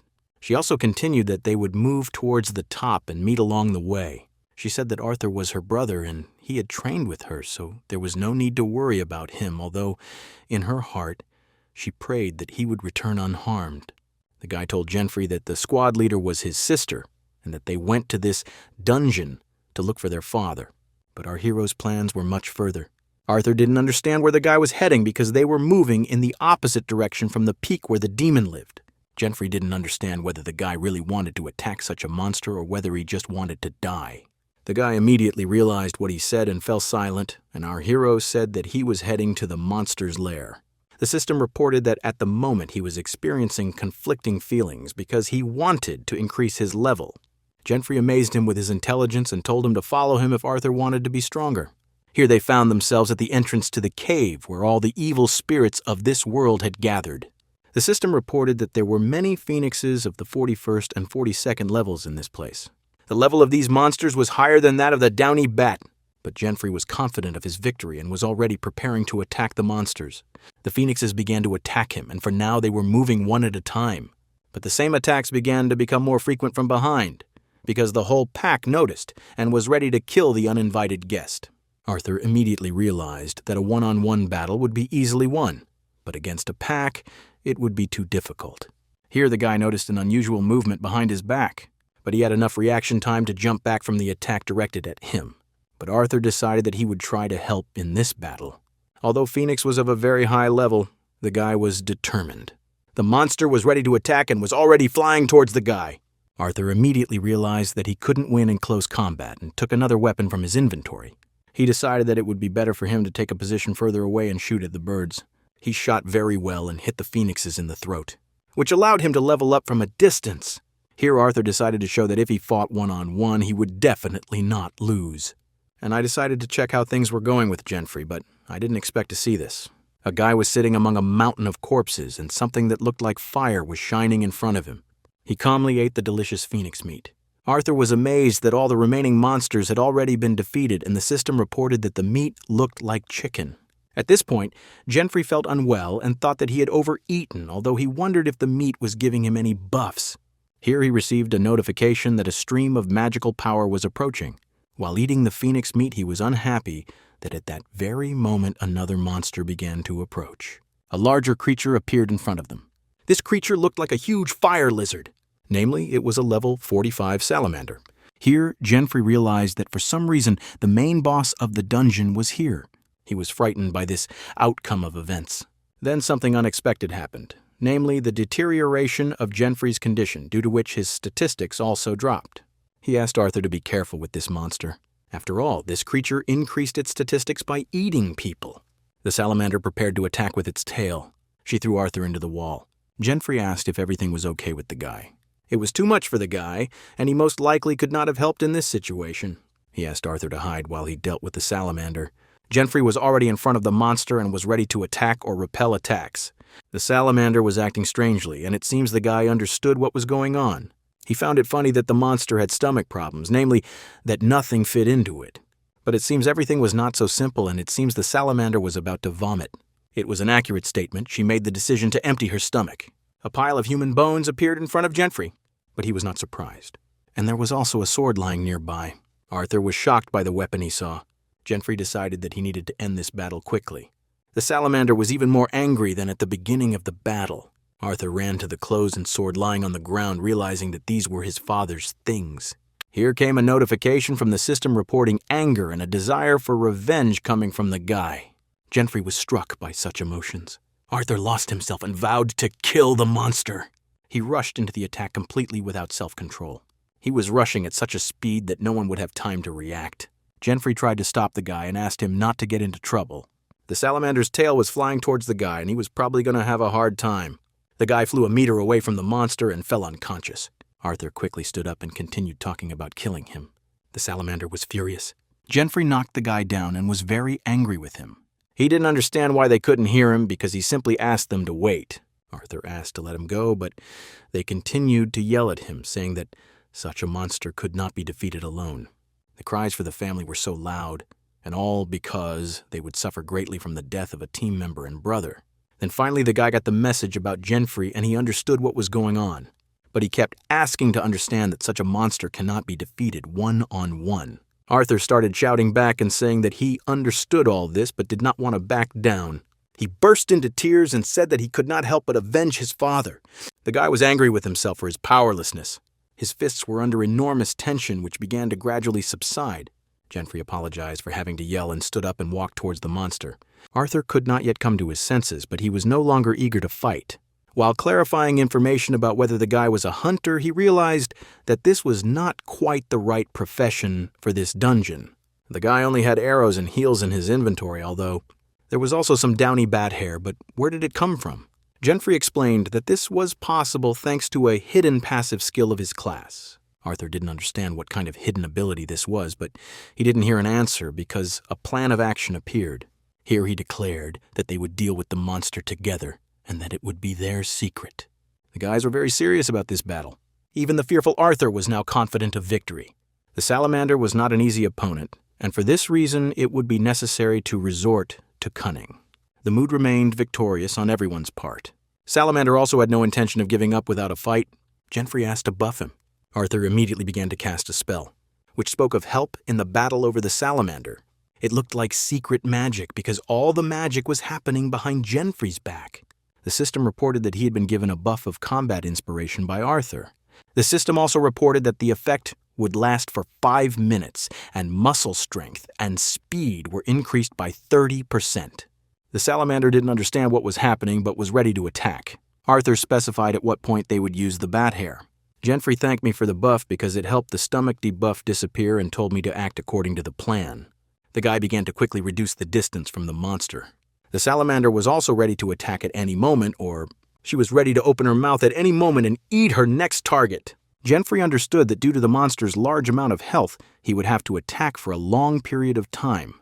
With fast and non-stop attacks, the guy continued to reduce the salamander's health. The monster was poisoned, and the system reported it. Genfrey knew that with the centipede's venom, he could stun her for a couple of seconds. And this will be a good time to attack. The arrow was aimed at the salamander's forehead. Even before this, Genfrey was ready to give a sign to his partner. Turning to Arthur, he indicated to him that there was an opportunity to attack head-on, as this was the monster's weak point. The guy immediately took out the equipment from his inventory. Genfrey was glad that he was not alone because from a long distance in such a short period he would not have had time to strike. Arthur was already sending his arrow at the monster. The guy tried to dodge the monster very quickly, and he continued to attack while his partner was aiming. With an indefinite arrow, it seemed like it was possible to hit the salamander's weak spot. It seems they managed to pierce the monster's weak spot after all. But then, something unexpected happened because the salamander only became more aggressive. The system reported that the rage mode was activated, which increased the characteristics by 30%. Arthur, standing behind, even there began to feel the heat emanating from the monster. He was scared, and his eyes could barely open because of the boiling water around him. Genfrey, on the contrary, moved only closer to the monster. Everything went according to his plan. Despite the fact that in this mode all statistics increased, he was not tense about such an outcome of events. In this case, he needed the wool of a downy bat. The salamander was heading towards Genfrey with fury. They met in a duel, but this duel was not equal. But the guys were ready for this battle from the very beginning. In this mode, the vulnerable spot changed. Arthur was ready to launch the next attack and was waiting for the order. Genfrey screamed that his front paws had become his weak point. The arrow immediately flew and caught up with the monster. The salamander was also attacked from close range. The system reported that the mind's eye was activated. When everything looked like the end of the battle and joy was already slightly overtaking the guys, but despite the fact that they began to rejoice ahead of time, they did not stop attacking the monster. The salamander also did not fall with signs of death. Arthur tensed up a little, realizing that something was wrong. They stood waiting for a reaction or death from the monster. The salamander's face was covered in wounds. Arrows were sticking out of it, and Genfrey noticed the most important thing. The flames around her have weakened, meaning that she is on the brink of life and death, but if she manages to absorb the surrounding fire, the recovery process will begin. The system reported that the self-resurrection mode was activated and health began to recover. The monster began to look even more aggressive. Arthur began to worry that she would not be easy to defeat. The guy realized that if they let her recover, they wouldn't be able to defeat the salamander in 5 minutes, and that's why. They had to hurry, and Arthur said that now was the time to attack. Jenfrey, standing in front of the monster's face, did not take any action yet. But I was glad when I heard that it was time to start the attack. The guy was pleased that his partner also wanted to finish off this monster as soon as possible. Jenfrey rushed to attack the salamander. The salamander opened its mouth in anticipation of an attack. He knew that the monster's mouth would now open. Jenfrey launched an attack with his centipede. Due to this, the lizard's mouth opened even wider. And one of the main attributes for this attack was already ready, namely bat fur. With a quick movement of his hand, he directed this little lump into the monster's mouth. This was followed by the second step of the attack, namely, Arthur was ready to shoot an arrow straight into the salamander's mouth. He was ready and knew that now was the right time to release the arrow. She was catching up with the fur of the downy bat. Having pierced the fluff, she continued her attack. The arrow flew straight into the salamander's mouth. The guys were just waiting for further reaction because their plan was a surefire one. Arthur couldn't understand whether they had succeeded or not, but Jenfrey started counting down from 3. The salamander didn't understand what to expect, and the guy continued counting. His face expressed great confidence. Then smoke began to pour out from behind the salamander's mouth, and then there was a huge explosion that tore the salamander's head apart. Jenfrey explained that the fur of the downy bat absorbs damage and then releases it, tripling its power. The buff wore off, but the stomach debuff was removed, and he was just happy that they managed to do it before that happened. The salamander's legs began to give way. A few seconds later, she was simply lying in front of the guys. The system reported that the boss was defeated and experience was gained. Jenfrey was finally able to calm down and was glad that it was over. Arthur stood sadly over the abyss. He had his father's sword in his hands, and the boy decided not to touch it at that moment. Jenfrey was putting something away in his inventory. Then a team appeared and called Arthur. The sister was glad to see him, but he said he had bad news for them. The lady-in-waiting noticed her father's sword in the boy's hands and already understood what they were going to talk about. She couldn't believe it. Arthur also couldn't get a word out of himself, but he said that he was spat out by a salamander. The girl simply hugged him, understanding how much pain it was. The maid of honor tried to calm the guy down and explain to him that it was no one's fault. They did everything they could. But Arthur also said here that Jenfrey had done a lot, and that the credit for the victory was not his.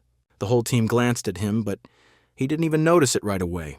The guy was burying something in the ground and not paying attention to the team's conversations. The defeat on the boys' faces was enormous. They couldn't believe what was said on the news was true. Jenfrey continued to do the same thing, and his attention was focused only on the matter.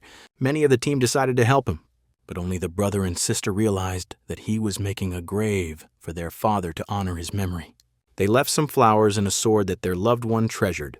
Arthur and the maid of honor also decided to pray before leaving. Jenfrey remained nearby at this time, but he did not prevent those who knew this man from saying goodbye. He also felt sad at heart for the guys who went to look for their father and hoped that he was alive. Looking at this couple, his thoughts began to take him into a whirlpool. He remembered how they used to sit at home with his sister and wait for their parents, but one day, my mother came running home completely confused. Jenfrey almost remembered their conversation, but something distracted him, namely, it was the maid of honor who thanked him for his father and Arthur, as well as for helping the entire team. He tried to explain that there was nothing supernatural in his actions and the guy could have defended himself. But Arthur stood up for himself by saying that he didn't look like an idiot, and if it weren't for help, he wouldn't be alive anymore. Watching Jenfrey the whole time, he realized that the guy was actually much stronger than they said. The whole team couldn't believe Arthur's words. But Jenfrey interrupted everyone by saying that the biggest problem awaited them further on. It was at the top of the mountain that the monster was waiting. The one who ruled all the creatures on the continent, namely the steel bear. The maid of honor was very serious and wanted to destroy the monster. She immediately set off on her way and even headed ahead of the entire team. Along the way, they also encountered some more weightless monsters. But even such creatures caused problems for some. And even at this time, Jenfrey could not do without food. Finally, they reached the top of the volcano. It was more peaceful to come to this place in full force. But as soon as they began to examine the area, no one could understand where this demon was. Afterwards, 2 of the team noticed something strange. A ditch of lava erupted in front of the team, sending everything skyward. Here they understood where the said monster should appear. A level 50 steel bear with the ability to create fire waves appeared in front of the team. The monster immediately showed his intentions to the guys. Many were deafened by the roar of such volumes. Everyone tried to cover their ears better because this voice was deafening. The maid of honor understood that this monster was incredibly strong. This monster knew how to communicate and asked why they came to him. Was it really for death? Genfrey ordered everyone to retreat, namely because he understood that the first attack would be fire breath. The maid of honor, realizing that this was how it would be, decided to give the order to the team. Namely, she ordered everyone to retreat to a safe distance and listen to the guy. But she herself remained in her place, waiting for the others to retreat. Genfrey didn't even think of retreating, and the girl tried to bring him to his senses. But the guy only turned to her with a confident smile. The attack hit Genfrey specifically. Despite the great distance, everyone felt this attack because the flames reached even them. Arthur was very worried about his new friend. The haze from the attack began to clear, and the monster simply waited. The three bearheads began to laugh and discuss the fact that one of the team did not manage to escape, and at such a temperature, he simply could not survive. The team, having removed the barrier, also began to examine the area to understand whether their teammate was alive. They were upset, thinking that most likely the guy really did die. But something made the monster tense. He stared in bewilderment at the square in front of him. Genfrey stood as if nothing had happened. The bear could not understand how this happened because no one survived his attacks. The guy just took this attack as a joke, but it wasn't that simple. The system reported that the fire protection was activated thanks to the phoenix meat. The monster found this outcome of events very interesting. The team was surprised by this outcome of events, but Arthur was happy that this guy had once again come up with something interesting. The maid of honor could not understand at all how this was possible because such an outcome of events could only have happened with the help of fire resistance. Genfrey knew that if you ate 50 units of phoenix meat, you could gain fire resistance for 7 minutes, which he took advantage of. Although this method did not provide full protection, but only reduced damage as much as possible. What he wanted was to achieve the status upon death. After all, only with such a status did his speed statistics increase. Dexterity has increased tenfold. Even the bear was surprised to meet such a player in front of him and said that he hadn't had so much fun for a long time. Genfrey thought for a second, but knew that this victory would be theirs. The steel bear began to prepare for the next attack. The team still didn't understand what was happening, and the system reported that the monster was preparing to use fire waves. The group immediately felt an incredible heat reaching them. Here Arthur realized that something was not going according to plan. Namely, everyone was given a burn status, which meant their health was decreasing every second. The maid of honor took matters into her own hands and told everyone to hide behind the rock. Even though they had everything they needed to stay in the volcanic zone, it was not enough to defeat the demon. Arthur was surprised why the guy remained so calm, despite what was happening. Genfrey expected this and was prepared for such a step. Due to fire resistance, burn damage has been reduced. The monster continued to talk about how the guy was different from other people, but he didn't believe that he could withstand the damage from the fire. The demon immediately continued his attacks. Genfrey still remained in his place. Everyone realized that something terrible was beginning, because the bear sank into the lava. The guy's centipede was ready to counterattack. He adopted a more offensive stance and understood. The most important thing in this battle will be to keep track of his movements. The demon rose from the lava with his paws ahead. His claws were very close to Genfrey's face. He immediately realized that this would be a special attack that would not be so easy to repel. The team was shocked that the shock wave caught up with them too. The maid of honor noticed that the demon was very fast. Genfrey noted for himself that such an attack could be counterattacked profitably. The bear continued to say that he was becoming more and more interested in this battle. The demon decided to jump out of his lair completely. He asked the guy to shake things up a bit, just because he was already bored with this way of life. The bear immediately jumped back and started asking questions. The monster was interested in whether the man would be able to repel his next attack. The maid of honor noticed that the voice was coming from deep underground, and Arthur asked what was going on with the guy. At this point, Genfrey ignored any questions, and then I closed my eyes and began to wait. The demon jumped out from under the ground behind the entire team, and then he tried to grab the guy's head with his huge paw.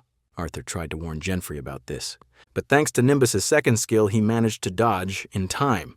The team was amazed by such a reaction and speed. The steel bear no longer understood how this was possible and began to get even angrier. Genfrey was extremely serious and calm. Lucifer's halo allowed the detection of magical power at a distance of 5 kilometers from its bearer. The bear thought that the guy was just quick-witted. Genfrey openly stated that it was not a matter of the head, but of the fact that he knew every move of the demon. The monster began to get angry and asked not to be arrogant about such things, thinking that it was just luck. The steel bear plunged into the lava again, continuing to say that luck will not always be on man's side. He said that Genfrey could defend himself for eternity, but the guy interrupted the monster and asked him to start quickly. After all, with the help of skill he could find out the location, and with the help of speed he could counterattack. He tried to remember everything from the game in the past. Something magical began to happen behind his back. Arthur was amazed that most likely the demon was below. The monster jumped out and did not understand where Genfrey had gone. And the guy was already flying down with an attack on the demon? His position was high and determined. The centipede was also in combat readiness. His attack went right through the middle of the demon's entire body. The steel bear did not understand how this was possible and considered him just a puppy. The centipede remained motionless and everyone was just waiting for an answer from the guy. Genfrey just quietly chuckled at the demon because he told him that there would be no opportunity for a counterattack. The team watched this battle from the sidelines, and the monster's anger began to be overcome by even greater anger. Arthur could only be surprised by such coolness of the unknown, and the team couldn't even utter a word. The demon also said not to get cocky just because of one attack, because he couldn't allow a person to stand in his way. Genfrey was amazed by such a remark, as he had never heard it before. The steel bear dived again, and the guy barely managed to notice this moment. But he had no time to think about such things and tried to pull himself together. The demon jumped out from the same place, hoping for a surprise attack. Genfrey managed to get ahead of the game. The system reported that a critical hit was dealt due to the inner sense skill being triggered. The demon could not understand at what moment the guy predicted his attack. Genfrey was delighted with such a wonderful skill and was going to continue the battle. But the system reported that the poison status was imposed on the steel bear. The demon was amazed by the fact of such a status and did not understand who this boy was. Genfrey apologized to the monster for the fact that many knew that he had no resistance to poisons. The guy saw nothing wrong with taking advantage of his opponent's weakness because that's the whole point of fighting. The team was amazed by the guy's enormous strength. The lady-in-waiting understood that even in large detachments many were afraid to fight demons, but this guy was proud to stand against him.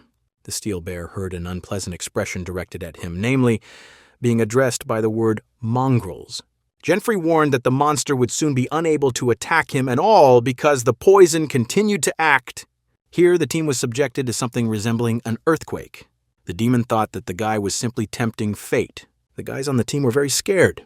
Arthur asked the guy to retreat so that too much damage would not occur. The lady-in-waiting ordered everyone to retreat to a safer place. Her brother couldn't understand why he couldn't fight his new friend in the same way. And the demon was ready for a new attack aimed at only one hero of this team. The steel bear launched a fiery attack straight towards Genfrey. But after the attack, something happened that even the monster did not expect. Even after this attack, the guy didn't turn to ashes. He understood that breathing fire would only be the beginning, and his actions also began to differ from the game. The demon wondered what power he had used to overcome this attack last time. Genfrey didn't understand why he was interested in this information now. Quite a bit of time had passed since that moment. But here, the demon's plan was very serious. The first head began by saying that this knowledge would no longer help. The second head continued that he was unlikely to cope. And the third reported that they were going to attack simultaneously. Genfrey was shocked by this turn of events. The team also did not understand what was starting to happen. The demon split into 3 different monsters. Here the guy realized that this definitely wasn't in the game. They all jumped into the lava, and then the guy realized that despite the division, the actions of the steel bear did not change. Genfrey understood that despite the fact that he knew the next attack, it would not be easy to repel it. Here the guy noticed suspicious movement behind him. A few seconds later, one part of the demon appeared behind him, which he managed to successfully dodge. But due to the increased speed, the guy was on the brink of life and death. He understood that if another attack hit him, only a corpse would remain. Immediately after this, the next attack from the bear followed. And then the third attack. Despite such a critical condition, Genfrey remained just as pleased with this battle. But then strange phrases began to be heard about how the team would quickly follow him, and that it was a good battle. Genfrey didn't plan on giving up so easily. Then another underground attack followed. The guy realized that now everything could really end since he didn't have time to react, but then an attack was heard from the people, namely an explosion of cold that struck the demon's paw. The lady-in-waiting reacted quickly and asked if it was too low to attack 1 in 3. A wild energy of anger and hatred emanated from her. She called the demon worthless. The bear with huge wounds began to react aggressively to words about worthlessness. He immediately rushed at her, saying that she apparently wanted to die first. Genfrey, thanks to his enormous speed, was able to launch a counterattack on the demon. The first head of the steel bear fell. She landed near the main core of the team, and they were terrified. Genfrey, with great fatigue, reported that he had repaid the debt for his rescue. But he was not going to give up and ask for help in destroying the remaining 2 monsters. The system reported that the inner sense skill worked. The next message reported the destruction of the steel bear. Arthur, like the whole team, was happy with even such a small victory. But Genfrey already looked very sick. He understood that there were only 2 heads left, but he didn't know if he could handle it. Before he could come to his senses, the second demon was indignant at such behavior and was very aggressive about the death of his brother. The third head also tried to attack the maid of honor in time. They were both not quite ready to attack. Genfrey talked about how she could use ice magic better, but she explained that her fire magic was at a higher level. The guy didn't understand how she could be near the demon because the effect had been applied before. She explained that she did it with the help of a buff, although the effect didn't last long. Genfrey immediately understood what was being discussed and asked not to move in that case. The guy tried to do everything in his power and decided to use divine speed. He immediately doused the monster with a bunch of attacks. He also managed to land successfully after that. The maid of honor stopped trying, but a guy was already running behind her. Genfrey launched an attack, and the system reported that the inner sense skill had been activated. The second part of the steel bear was defeated, which meant that the last one remained. Even though the demon was supposed to die from the poison, the third part managed to hide in that very lava, and this could be determined by the streaks of fresh blood. Genfrey said that he could handle it himself, but the girl was not going to leave so quickly. She asked to be given the opportunity to show her strength. The lady-in-waiting used solar flame magic, which gave some buffs. The guy was immediately able to feel something unusual on himself, but he waited for a notification from the system to understand what effects it gave him. The next message was that the power of his attacks had increased 3-fold, and that his fire resistance, including his equipment, had also been increased. Genfrey was shocked by this, but could not say anything. The maid of honor explained that because of this, she would not be able to cast spells, and therefore would not be able to help in any other way. When she left, she said that she would not bother him anymore. The guy thanked the girl, calling her a master of fire. The sad demon sat and thought about how he should proceed next. He decided that he would restore his powers in this place, and then he would grind everyone into dust. Then the demon heard someone calling him and saying that it was enough to play hide and seek. Genfrey headed through his lair, straight towards the last part of the demon. His attitude was devastating, and he had no intention of retreating from his goal. The steel bear couldn't understand how this was possible because there was magma everywhere. An ordinary person could not get into this place, but the guy reported that everything was fine with him. The demon was amazed and thought that such a thing was simply impossible. Genfrey was ready to launch his final attack. Having chopped the last head into several small pieces, the whole team watched and waited for the hero who was accidentally taken on their expedition. Then something unusual began to happen, and everyone thought that there would be an eruption. But Arthur immediately understood that it was not a matter of eruption, but of return. Genfrey is finally back. The guy was the first to rush to the aid of the one who had returned from the lava and asked if everything was okay with him. Someone from the team asked if it was true that everything was over, and someone urgently asked for a recovery potion to be brought. Arthur asked if the last part of the demon had been destroyed. The guy immediately wanted to tell his sister about the affirmative decision, but she said that she had already heard about it. The maid of honor only hoped that this would be a worthy reward for their father. The system immediately began reporting on the rewards received. The level 50 steel bear was defeated, and experience and rewards were obtained. Genfrey was happy to receive 800,000 currency. A hard bear claw and a huge bear fang were also obtained. This was what the guy wanted to get from the beginning, rare rewards in the form of a claw and a fang. The maid of honor called out to him and asked how she could thank him. After all, everyone understood that without his help, they would not only not have been able to win, they would not have risen to the top. The whole team, despite initially not recognizing the guy, were grateful to him. Genfrey said that he shouldn't be thanked, but they interrupted him, realizing that their joint work was mostly his merit. The lady-in-waiting even said that she was ashamed to accept an award for such a thing, but he calmed them down and said that they had every right to do so. He thanked her for the last buff, and she realized that without this help, the guy could not have coped. Despite this, she still wanted to thank him. The girl said that she got an interesting medium homothermal stone of rarity B, and the guy was stunned. When Genfrey realized what was going on, he shouted that it was just wonderful and scared her. The next thing he did was ask to exchange it for a bear claw. The maid of honor was shocked by such a proposal, as was the entire team, because the rarity of his item was much higher. The guy explained that this item can only be obtained on this continent, which means that getting the stone is more important to him. Afterwards, she said that she could give this stone to him just like that, and Jenfrey was just happy to hear that. The girl was simply amazed by such a reaction and said that it was very difficult to understand him. But the maid of honor had good feelings for the guy. The system informed the guy that the girl had feelings for him. And then Jenfrey noticed other emotions in the team, namely, Gitas felt love for Freyna, and for this reason envied the guy. The main factor for the guy was that he received a homothermal stone. Jenfrey knew that his next stop was the City of Desires, which was located on the second continent. The guy arrived at the first great continent in the central city. The maid of honor and Arthur said goodbye to him and said that they had arrived in their homeland for the first time since the incident with their father, and also suggested that they meet again sometime. The guy told Jenfrey that he would train a lot in order not to lose and thanked her for this trip. He said goodbye to them easily because he was able to get everything he needed.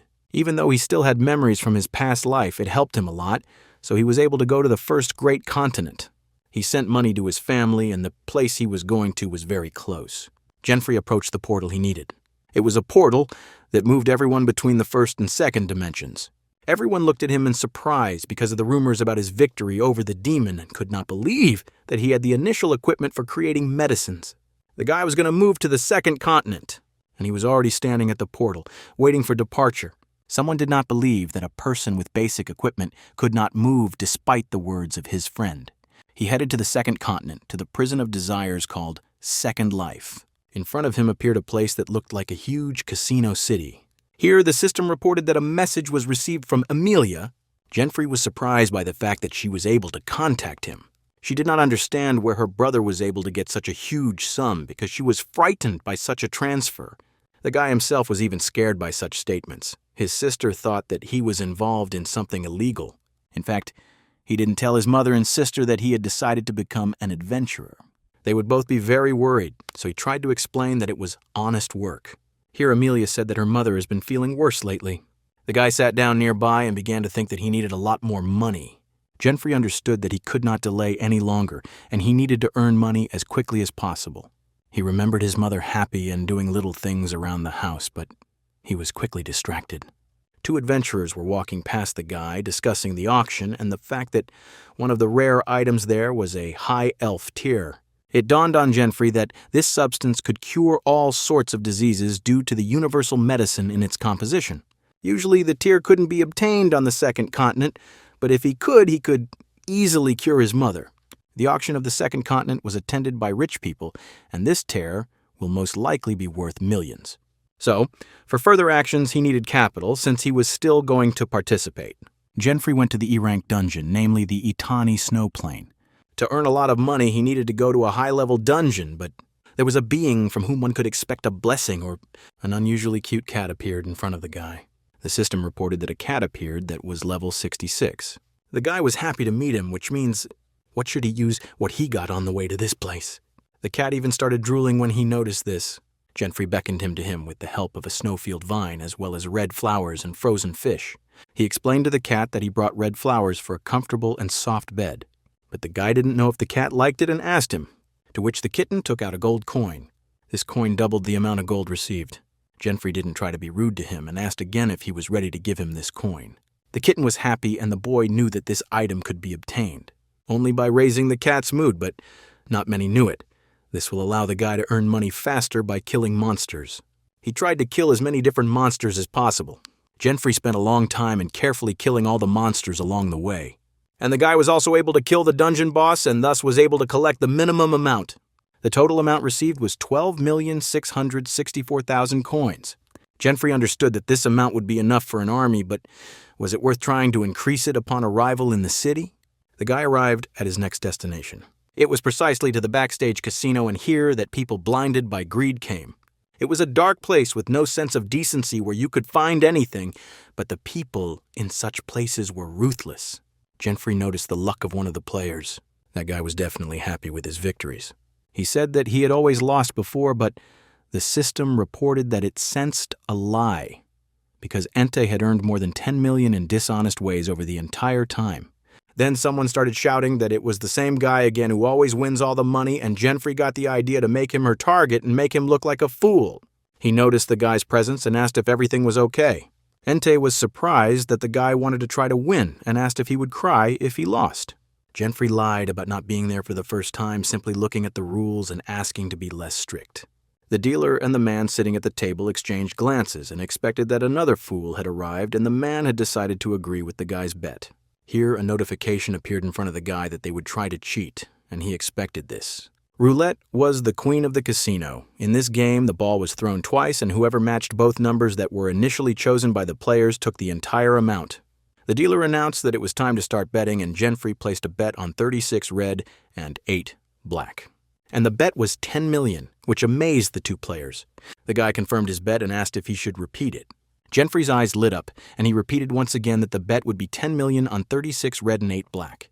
Here he clarified whether there was a rule that if you don't have time to name the bet, it will be considered a loss. But the guy understood that most likely the man would not be able to name the numbers. Diller didn't understand how Jenfrey was able to choose the same numbers that he had in mind. The guy just smiled and waited to see what two dishonest people would do in such a situation.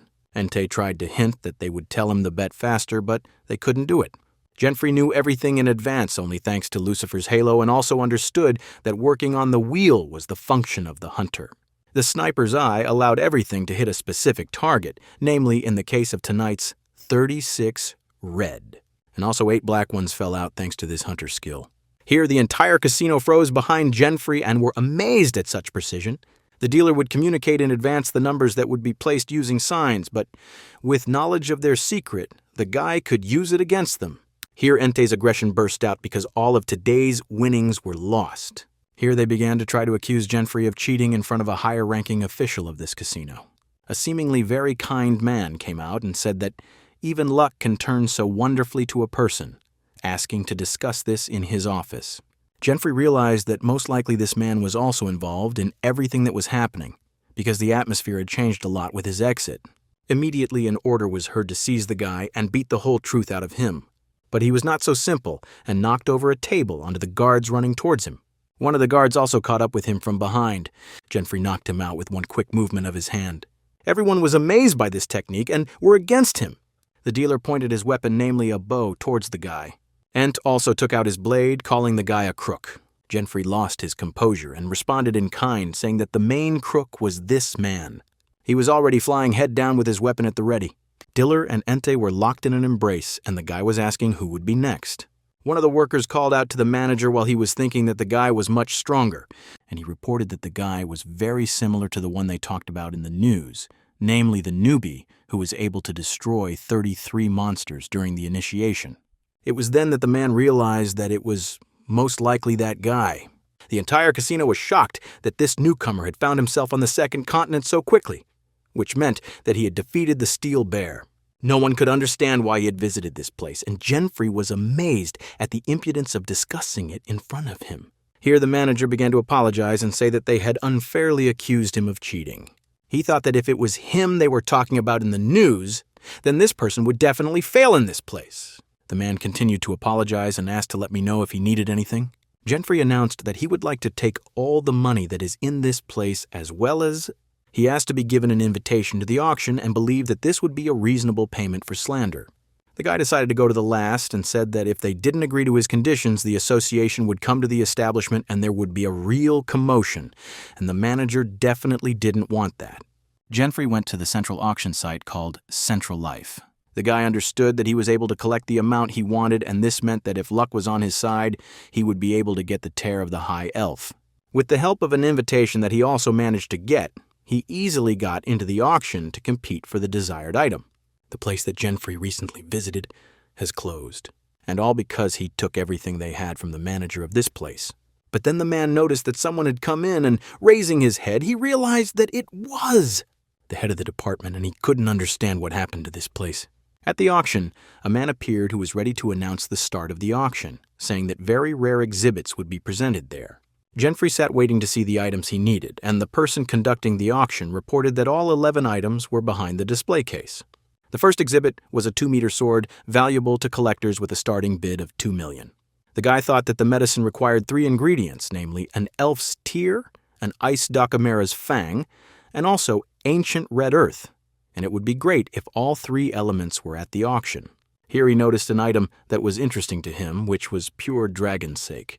Genfrey realized that if he had this item, he could get everything he needed. Here, the necessary item for the guy appeared, namely the fang of the Documer, with an initial bet of 50,000, but the guy immediately raised it to 1 million. Everyone was shocked by such a bet, but it was approved, and it was 10 million. Genfrey didn't understand who could spend that kind of money on this item and decided to look at this person. The manager of the casino he had recently been in appeared before the guy. He was very unfavorable towards the items that Genfrey was involved in and was not going to keep quiet about it. Here the guy thought, because he definitely took all the money he had from him. But he understood that the tear he needed was sold as the last lot and he should save the money. It was reported here that the fang was sold. Many started a discussion about the fact that if the Blue Snakes Guild has noticed the goods, then it is better not to enter into trades with them, since this is the richest guild, and trades with them are a waste of time. Genfrey realized that they had the status of a great guild, and their reputation was also good. The head of the department asked if this was the guy who had ruined the manager, and he answered affirmatively that it was him.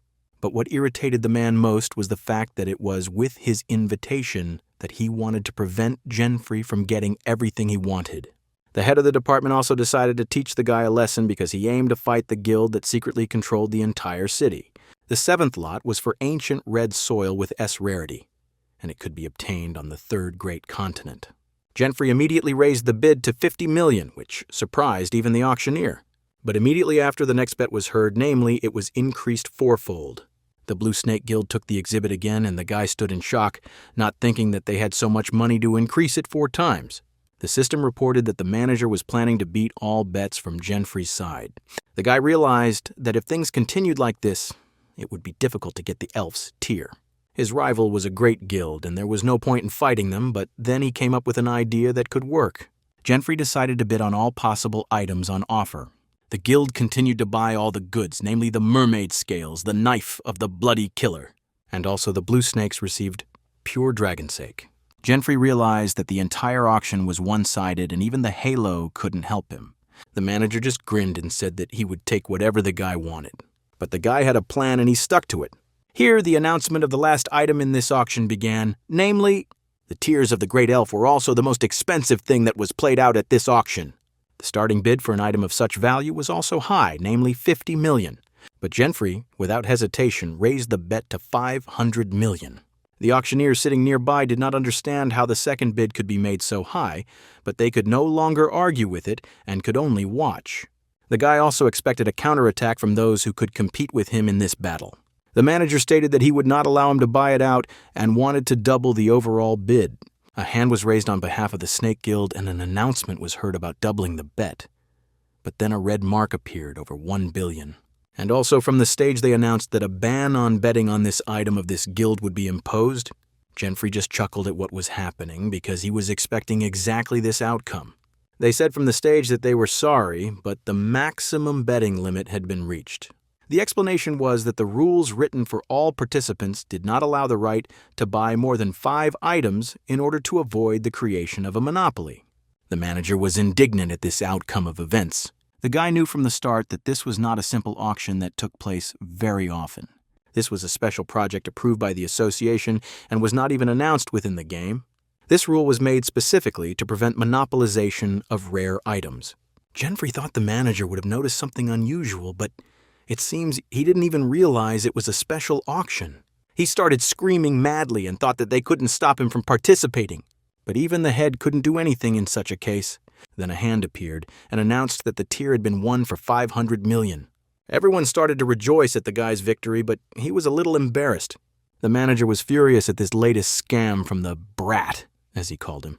Here everyone turned their attention to what was happening in the major league, namely, the man was determined to say that the robbery was not enough and he took the most expensive item with his honest money, directing the attack at the guy. Genfrey was only trying to stop him, but not for his own protection. And all, because there were a lot of people here who were not involved in this and he asked to discuss it outside. The guy also said that if the manager understands everything, he will stop casting the spell.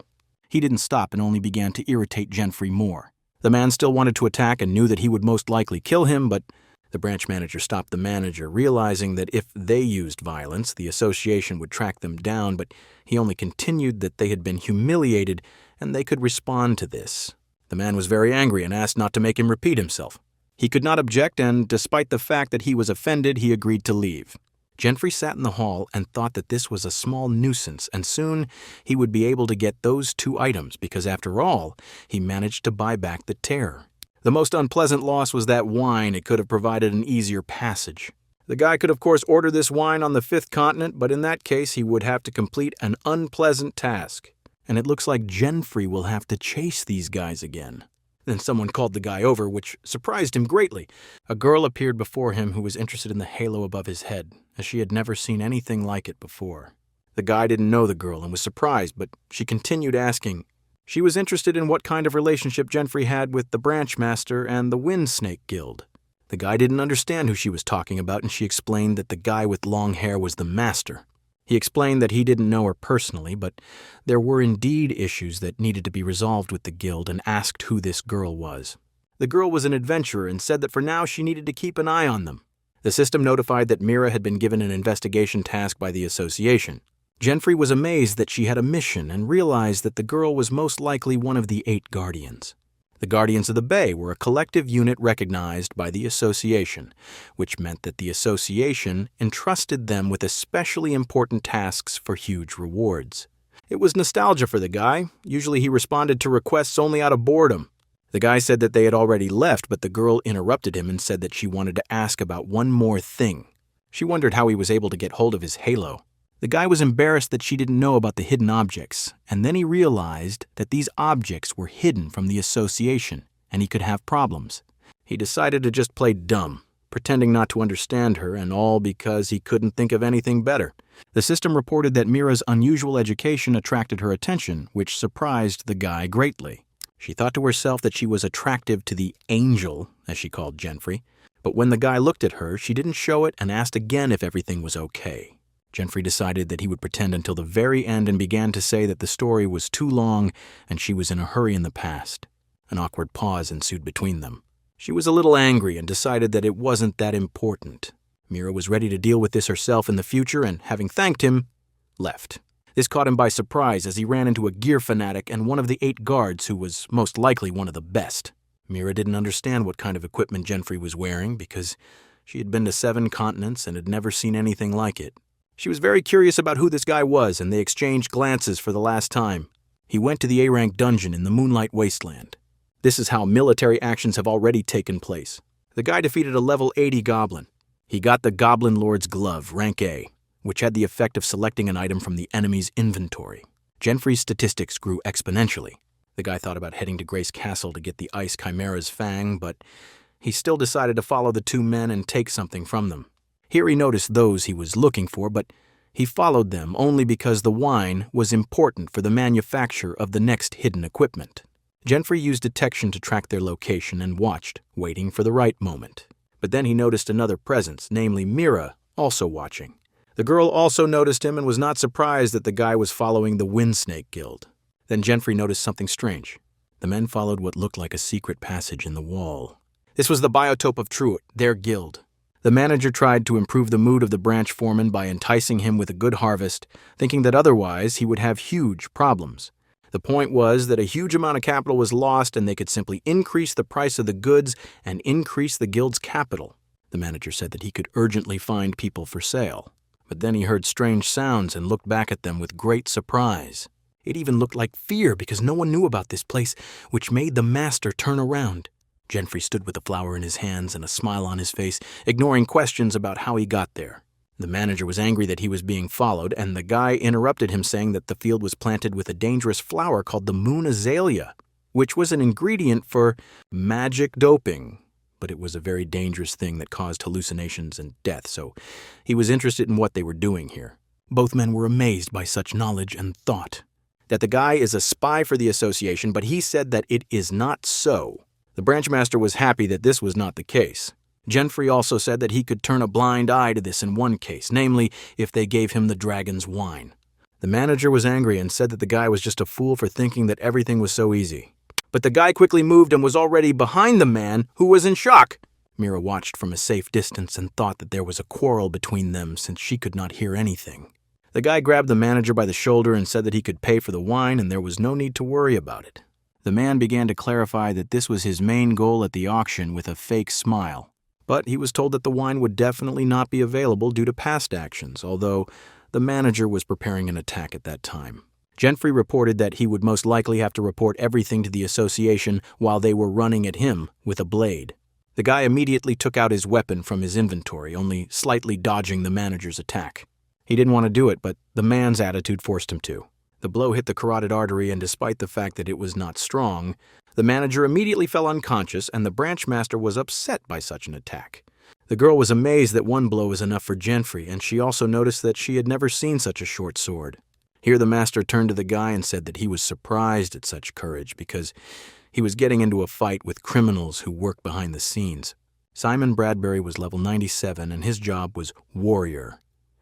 He told the boy that he had been holding back for too long, but Gentry wasn't even scared. He was just as serious and said he wanted to let off steam. The girl understood that in theory she should stop them, but most likely she would only do so if she walked. And she was also curious about how this weapon worked. They both stood with their weapons at the ready and waited for each other to make the first move.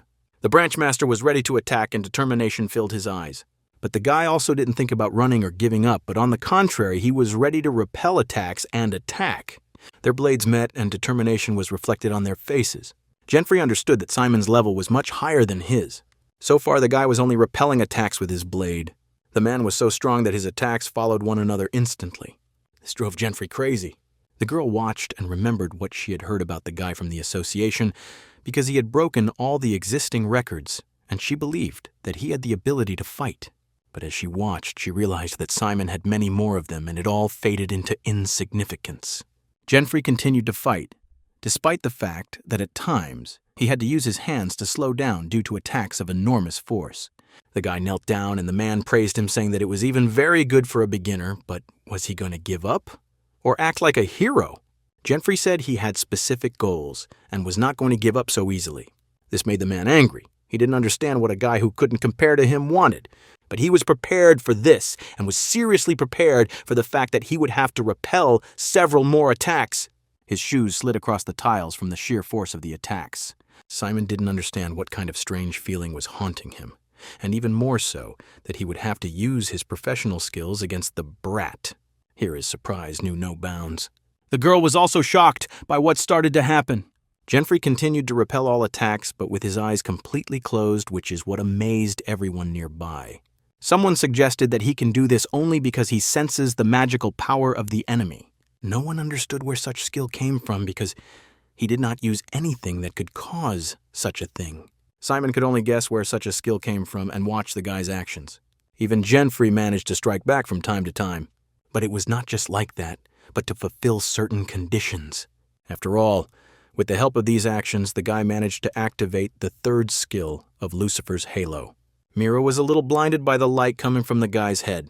To unlock Gentry, he needed to increase his magic perception level to 252.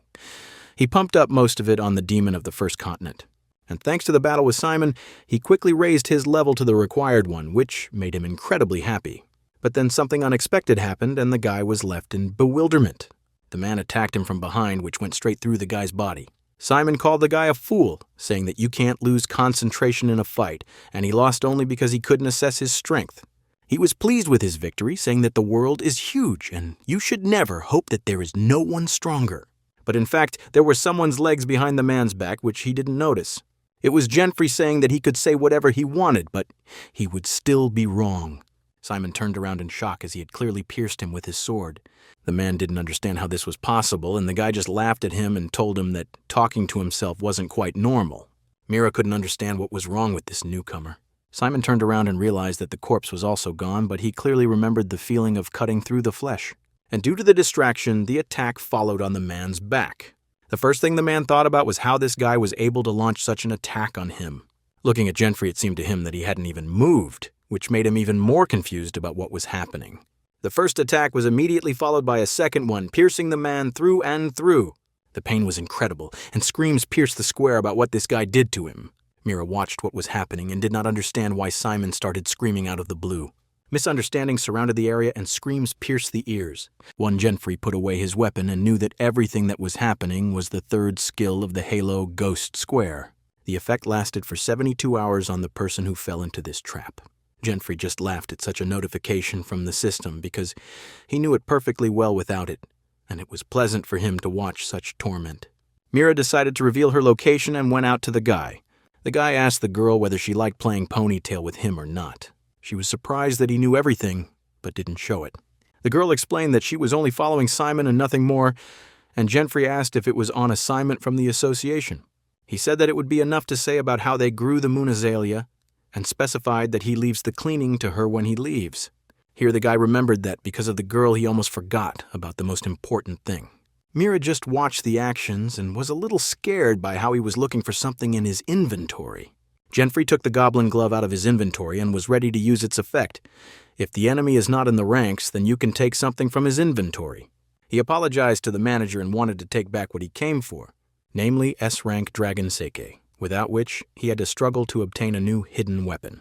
Genfrey was truly glad that he managed to get this wine. He asked his mother to wait a little longer because soon he would meet the second demon, and the battle with the new weapon would be easier. Mira just watched the guy's actions with anger. The guy was scared by her actions and did not understand what the problem was since he only uses legal methods. But the girl understood that in any case she could not have any claims against him. Genfrey said that in that case it was wonderful and he would set off on his further journey. Mira just watched him leave and thought, after all, during the battle there was no evidence of him using professional skills or items, and for this reason there was only one conclusion about Genfrey, namely that his weapon possessed such power. The girl understood that if he had used prohibited equipment, everything could have been different, but she knew for sure that the Halo and the Centipede were not on the prohibited list. The guy arrived on the second continent at the clothing tavern he had been heading to for so long. Genfrey prepared Dragon's Sake, as well as a piece of wood. But then the door swung open in front of him, almost touching the bottle, and two dissatisfied guys came out, as they put it, the legendary chatter of the blacksmith. The guy understood these people. For him, it was necessary to bring the right gift or they might not even listen to you. Genfrey walked through the open door, and before he could ask for forgiveness, a weapon from the work table was already flying at him, but the guy was ready and defended himself with a piece of wood. Tobar, who was a legendary blacksmith, appeared before him and shouted and said not to interfere with his work. The man reported that he had no equipment for the guy and that it would be better for him to leave this place. Genfrey didn't plan to give up so easily and asked only to listen to him for a minute, but they tried very hard to drive him away. Then he took out the wine and said that it would be a shame to leave it to someone else. Then Tobar noticed his favorite alcohol and couldn't believe his eyes. He tried to take it away, saying that it was better to leave it to him, but still leave.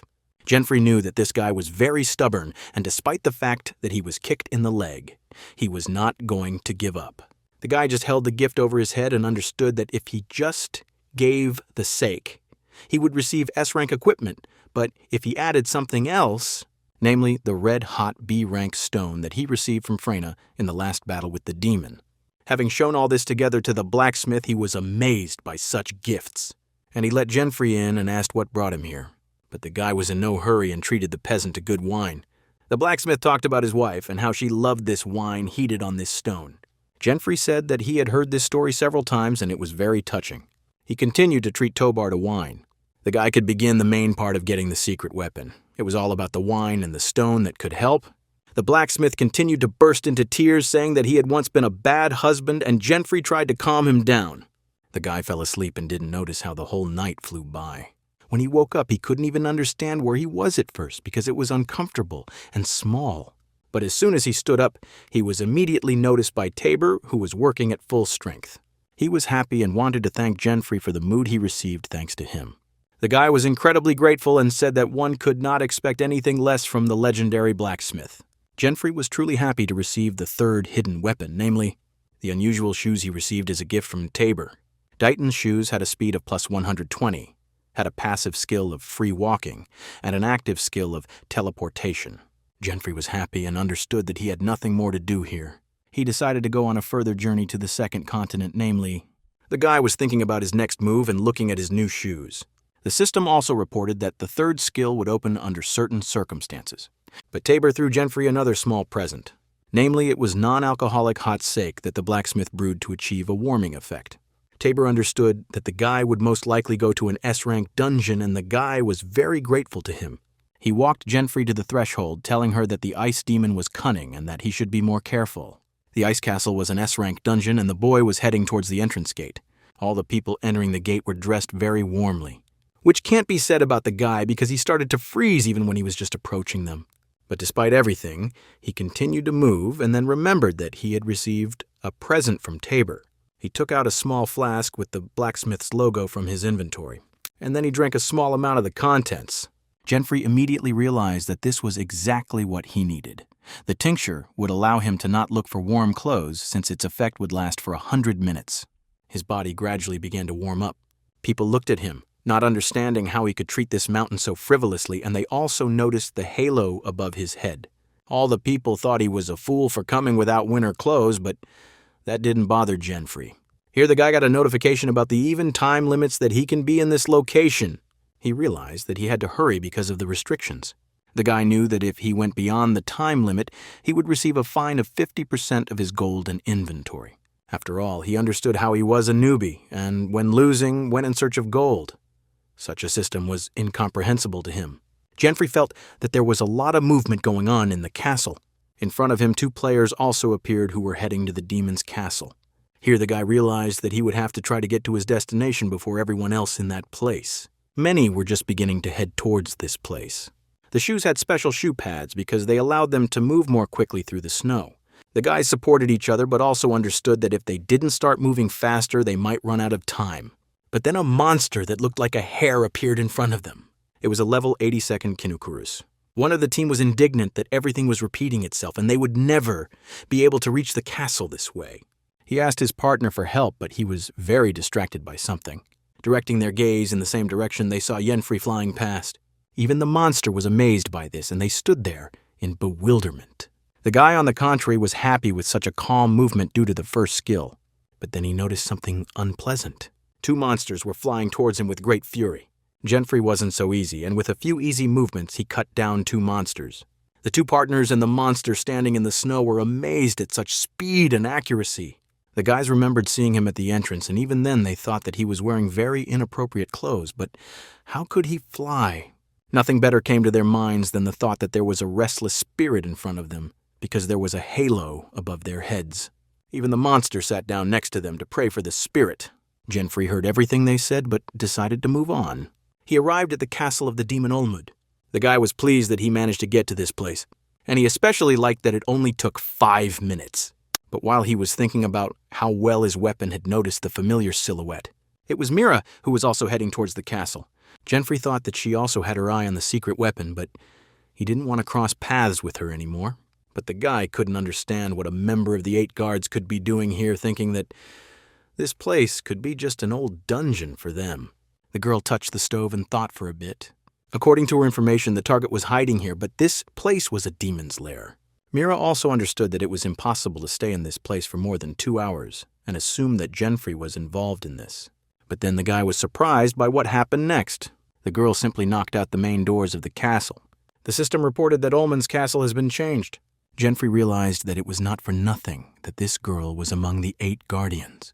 The guy carefully stepped onto the snow and decided to continue moving in this manner. He thought he was just lucky because it usually took a long time to solve the gate. However, he was surprised that Mira used physical force so easily. Then Jenfrey heard strange sounds and turned around.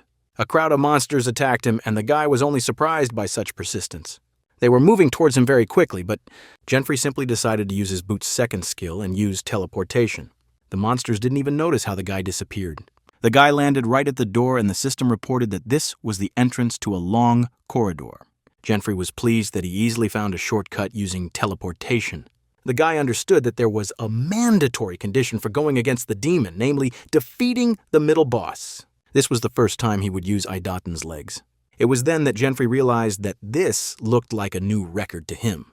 The action took place on the 7th floor of the castle, namely in a hidden ice room. A huge number of people asked with fear why their commander wanted to do this to them. The man had less than an hour and a half left, and he didn't understand why everyone was asking about it. Garuda was the master of the Windsword Guild and reported that if no one had hesitated, he would not have had to do this. His sword immediately flew through the air, cutting through the wind. He also hacked to death his subordinate, all because he was forced to wait. His time immediately increased, and he continued to ask if anyone would take responsibility if all his treasures were divided in half. Many were frightened and tried to distance themselves from him. He apologized, but said that living a worthless life was much worse than dying for someone else's good. He was amused by such a bloody massacre, and he continued, "Kill to increase the time spent in this place of stay." Some young guy just silently watched what was happening. One begged for mercy, thinking that the master was their man and would not do such a thing. Garuda only mocked with each increase in time that their lives were worth only a couple of hours. The master angrily asked how this could be all those who arrived, because this would definitely not be enough. The fear on the face of the guy who had to report that the search was going very hard, but the people they were finding would need time to arrive. The man thought to replace those who did not arrive with this guy, but he started running away and saying that they would try to deliver the missing ones as quickly as possible. The guy was running away, and when they came up with this retreat place, he didn't think that a man would kill to stay here. Then someone called out to the guildmaster. He learned that Salmon was found by a girl from the association and did not understand when she began to deal so seriously with the dead from various guilds. But he realized that even if he was found and thrown out, time would play in his favor. The master called this place a blessing in spite of... At this time, Genfrey was fighting monsters on the 9th floor. He was able to easily attack the monsters despite their numbers. The centipede and all the weapons played on the side of the guy who continued to fight. Genfrey enjoyed experiencing this freedom of action in combat. He saw the enormous magical power on the 10th floor and was glad that this power was concentrated in one being. Despite being distracted for a while, the monster's attack on him failed. The guy was happy because next in line was a mid-level monster. But then the door began to swing open, and it was Mira who had just reached the 9th floor. The guy completely forgot that she was also in the castle, which meant that one of her energies was hers. The girl was shocked that there was not a single monster in the area. But then 2 creatures appeared behind her, namely 2-level 90-second snow golems. Mira couldn't understand how mid-level monsters suddenly appeared. The girl immediately summoned her spirit, namely Sylphide. The boy knew that the skill of summoning elementals was very difficult to obtain. The girl asked the spirit for forgiveness because she would not be able to participate much in this battle. The girl merely directed the attack, and with the help of Sylphide, the monsters were immediately tied up. Then she clenched her fist and the golems were pierced by an electric attack. Genfrey was surprised at how Mira killed both monsters with one blow. The girl was definitely on a completely different level. New gates to the 10th floor began to open in front of her. The guy understood that if she entered the door now, she would definitely end up in the room with the boss, but her foot was immediately pulled away from that door. The girl decided that it would be better for her to immediately head to the additional task, skipping the room with the demon. Genfrey realized that she'd completely different things to do in this place and was glad about it. Here Mira felt as if someone was watching her. She turned around but didn't notice anyone in the area. The girl immediately thought that she was just imagining things. She decided that the most important thing for her was to focus on her mission. The system reported that this was now the 10th floor. The guy was at the entrance to the demon's room. Genfrey immediately began to open it. Before him appeared a huge number of players dying from being pierced by ice flows. Genfrey was happy to see the demon. Ullman sat on his throne and did not suspect who was in front of him. The second demon was level 100, and the effect was Deadly Polar Cap, which reduced the status in the demon's trait by 20%. He was happy that, as he himself put it, a pet had come to him. At this point, Genfrey was level 81, and his health was 1,220 units. The demon only mocked the confidence of the next arrival. He reported that his place would soon be next to the rest of those coming. Some of them were already dead because their time was up. These ice flows pierced them right through. Genfrey understood that many of them no longer emitted magical energy. But then he felt something. One of them still managed to survive, although he didn't have much strength left. The guy asked Genfrey to quickly run away from this place, but an attack from the demon was already flying towards him. He managed to dodge it with ease. The first attack was exactly like in the game, but the guy didn't know when it could start acting without his knowledge, just like the first demon. Ullman said that all people were useless, but he certainly liked them. He liked the fact that there was a huge number of visitors today because this was already the 10th one to come in.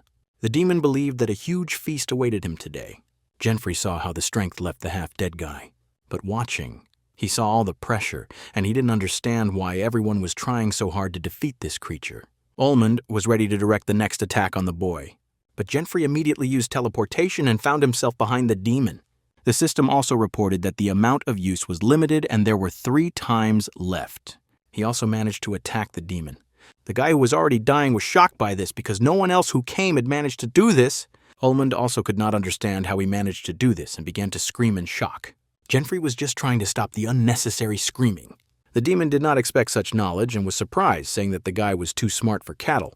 The guy remained standing, and he said that it would be a good workout before eating. A huge number of icicles appeared behind his back, but Jenfrey wasn't going to be distracted by that. He was swallowed up by a huge block of ice, and the demon was only happy, saying that there was no way to avoid something like this. For him, this guy was already dead. But then a blade pierced Ullmund from behind. The centipede's first skill allowed it to deal triple damage to a weak point. This is what the system reported, and the demon was bleeding. He couldn't understand how this was possible because he didn't even see it move. The demon understood that it was definitely not speed because the guy definitely appeared behind him in an instant. Jenfrey knew he had 3 secret weapons, which meant he didn't have to worry about Ullmund.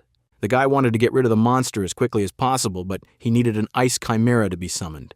He was ready to attack once again, but the demon noticed this and did not want to let it happen. Then one of the guys who was dead appeared in front of the guy's face, which scared him a little. Jenfrey began to retreat and continued to defend himself. Ullmund scoffed and asked why the boy had stopped attacking, since this body could only be a shield. The guy didn't understand why this demon was acting like a bastard. The demon scoffed and didn't understand where all this guy's strength had gone. Ullmund prepared to attack Jenfrey, but already with the help of puppets who were dead who came before. They began to evaporate one after another from the ice blocks from which they had recently died. The demon found it funny how the guy treated those who had already died and liked to take advantage of it. But one of them did not die and remained to die, just watching. The dead continued to haunt. Ullmund ordered them to kill the guy. Jenfrey stood there and didn't know what to do. He remembered that for some reason each demon has moves that are not usually in the game. Then Ullmund saw a still-living boy and was very surprised by this. The guy realized that he had been noticed. Jenfrey managed to deliver a powerful attack and cut off the demon's hand. He was clearly starting to get angry, and the survivor was too shocked. Jenfrey was sarcastic, saying that the battle was going on with him and he shouldn't be so distracted. The demon's anger and misunderstanding began to cross all boundaries. But then the system reported that Ullmund had been poisoned, and since this poisoning was very serious, he will lose 10 units of health per second. The demon's anger was so great that he screamed throughout the entire hall and began to summon. 3 level 99 ice chimeras appeared in front of Jenfrey. Jenfrey finally got the call. And then he started running somewhere. The demon already thought that the guy wanted to escape, but then reports of defeats, one after another, began to arrive. Ullmund could not believe his eyes because his children were defeated. And the guy was very happy to receive the chimera's fang. The whole point was that the centipede's longevity was already starting to drop below 500. The guy was happy with his successful catch. Jenfrey began to ask the demon for forgiveness, and he was shocked. A notification appeared in front of him that all the conditions for unlocking the 3rd centipede skill had been met, and it would be activated. But what kind of skill was it anyway? At the same time, but in another room, something terrible was happening. The master continued to kill innocent subordinates for his own survival. He was ruthless, and any survivor irritated him because it was definitely a great place to hide. Despite everything, he finished off everyone who showed signs of life. The boy was in great fear of death and could only cover his head. But then the doors swung open. A wind immediately rushed out of them and knocked the weapon out of the master's hands. He also heard the voice of an unknown person who was looking for him, but Garuda did not understand who it was. While someone was moving towards him, he dictated all the crimes that the master had committed, namely murder, gambling, riot, and so on. It was Mira who came for him. The girl understood that he was killing his people from the guild to increase the time limit. She decided to call upon Udina this time, who was a water elemental. Also Efrit, who was fire, and Selphid representing air. The girl stood with serious intentions, and behind her were the elementals. Garuda was shocked, because in order to summon even one, enormous forces were required, but she was able to summon 3 at once. He started to mess with her mind by saying that Mira doesn't know good manners and asking if that's how the association works. The girl immediately introduced herself and said that she was one of the 8 guardians and that she had arrived here to arrest a man. The centipede began its transformation, and all due to the fact that the 3rd skill was unlocked. Jenfrey was happy because he had been waiting for this for so long and was moving towards this result. Ullmund kept screaming. All people were like livestock to him and no one could defeat him. The demon said that he would not eat the guy, but would grind him into dust for such impudence. He started doing something with his own body. With great effort, icy wings began to emerge from his back. But once the transformation was complete, they no longer seemed so small. Ullmund immediately swung into the air and was already certain of his victory. He floated above the ground, laughing. The demon informed the guy that it was better not to move because he had become much stronger. But Genfrey was already behind him and mocked him, saying that this was really his strong point, especially if the guy looks down on him. Ullmund did not understand how this was possible and was very scared. But then he immediately laughed and said that the guy wouldn't be able to remain calm for so long. He began to prepare either an attack or a weapon. The demon summoned a despia, which was his weapon, namely a trident. The attacks came at Genfrey, but he dodged them all with ease. The composure on the guy's face was amazing. But the guy was not simple and activated the third skill of the centipede. She immediately began to change, namely, the dissolution had the effect of taking on different forms within 48 hours of use. And this meant that this skill had only one limitation, and it was in personal fantasy. But the demon only laughed at this. Ullmund's face quickly changed to one of fear. After all, there was a guy with a huge blade above him. The demon wanted to repel the attack with the trident, but the guy took full advantage of this and cut Ullmund into 2 parts. And this meant that Genfrey had set a new record. After all, the demon immediately began to dissolve from the poisonous attack. The guy just froze for a bit, deep in thought, and the system immediately reported that Ullmund had been defeated. The demon remained lying on his back, motionless. Genfrey was pleased to see that he had completed the task in less than 40 minutes, which showed how accurate the record had been. The guy who was still alive watched this and could not believe that one person dealt with the demon.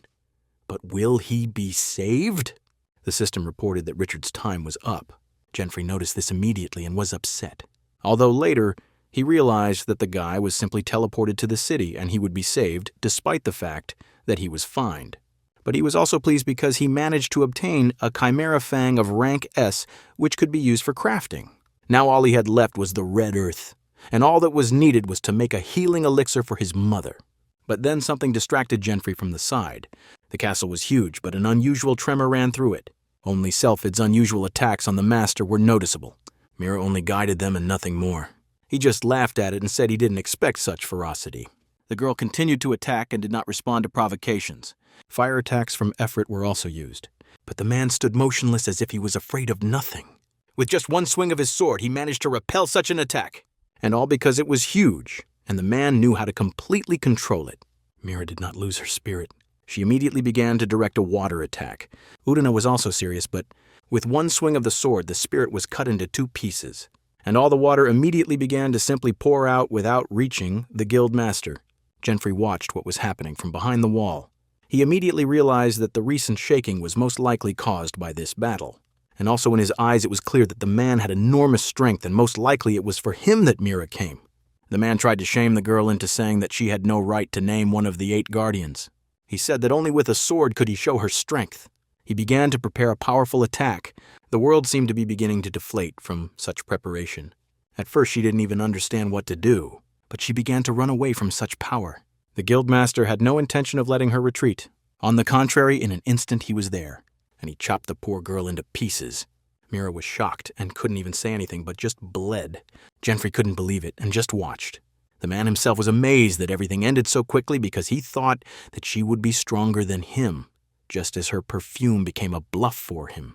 But the girl started talking, and there were definitely no injuries on her, which means the guildmaster could not understand how this was possible.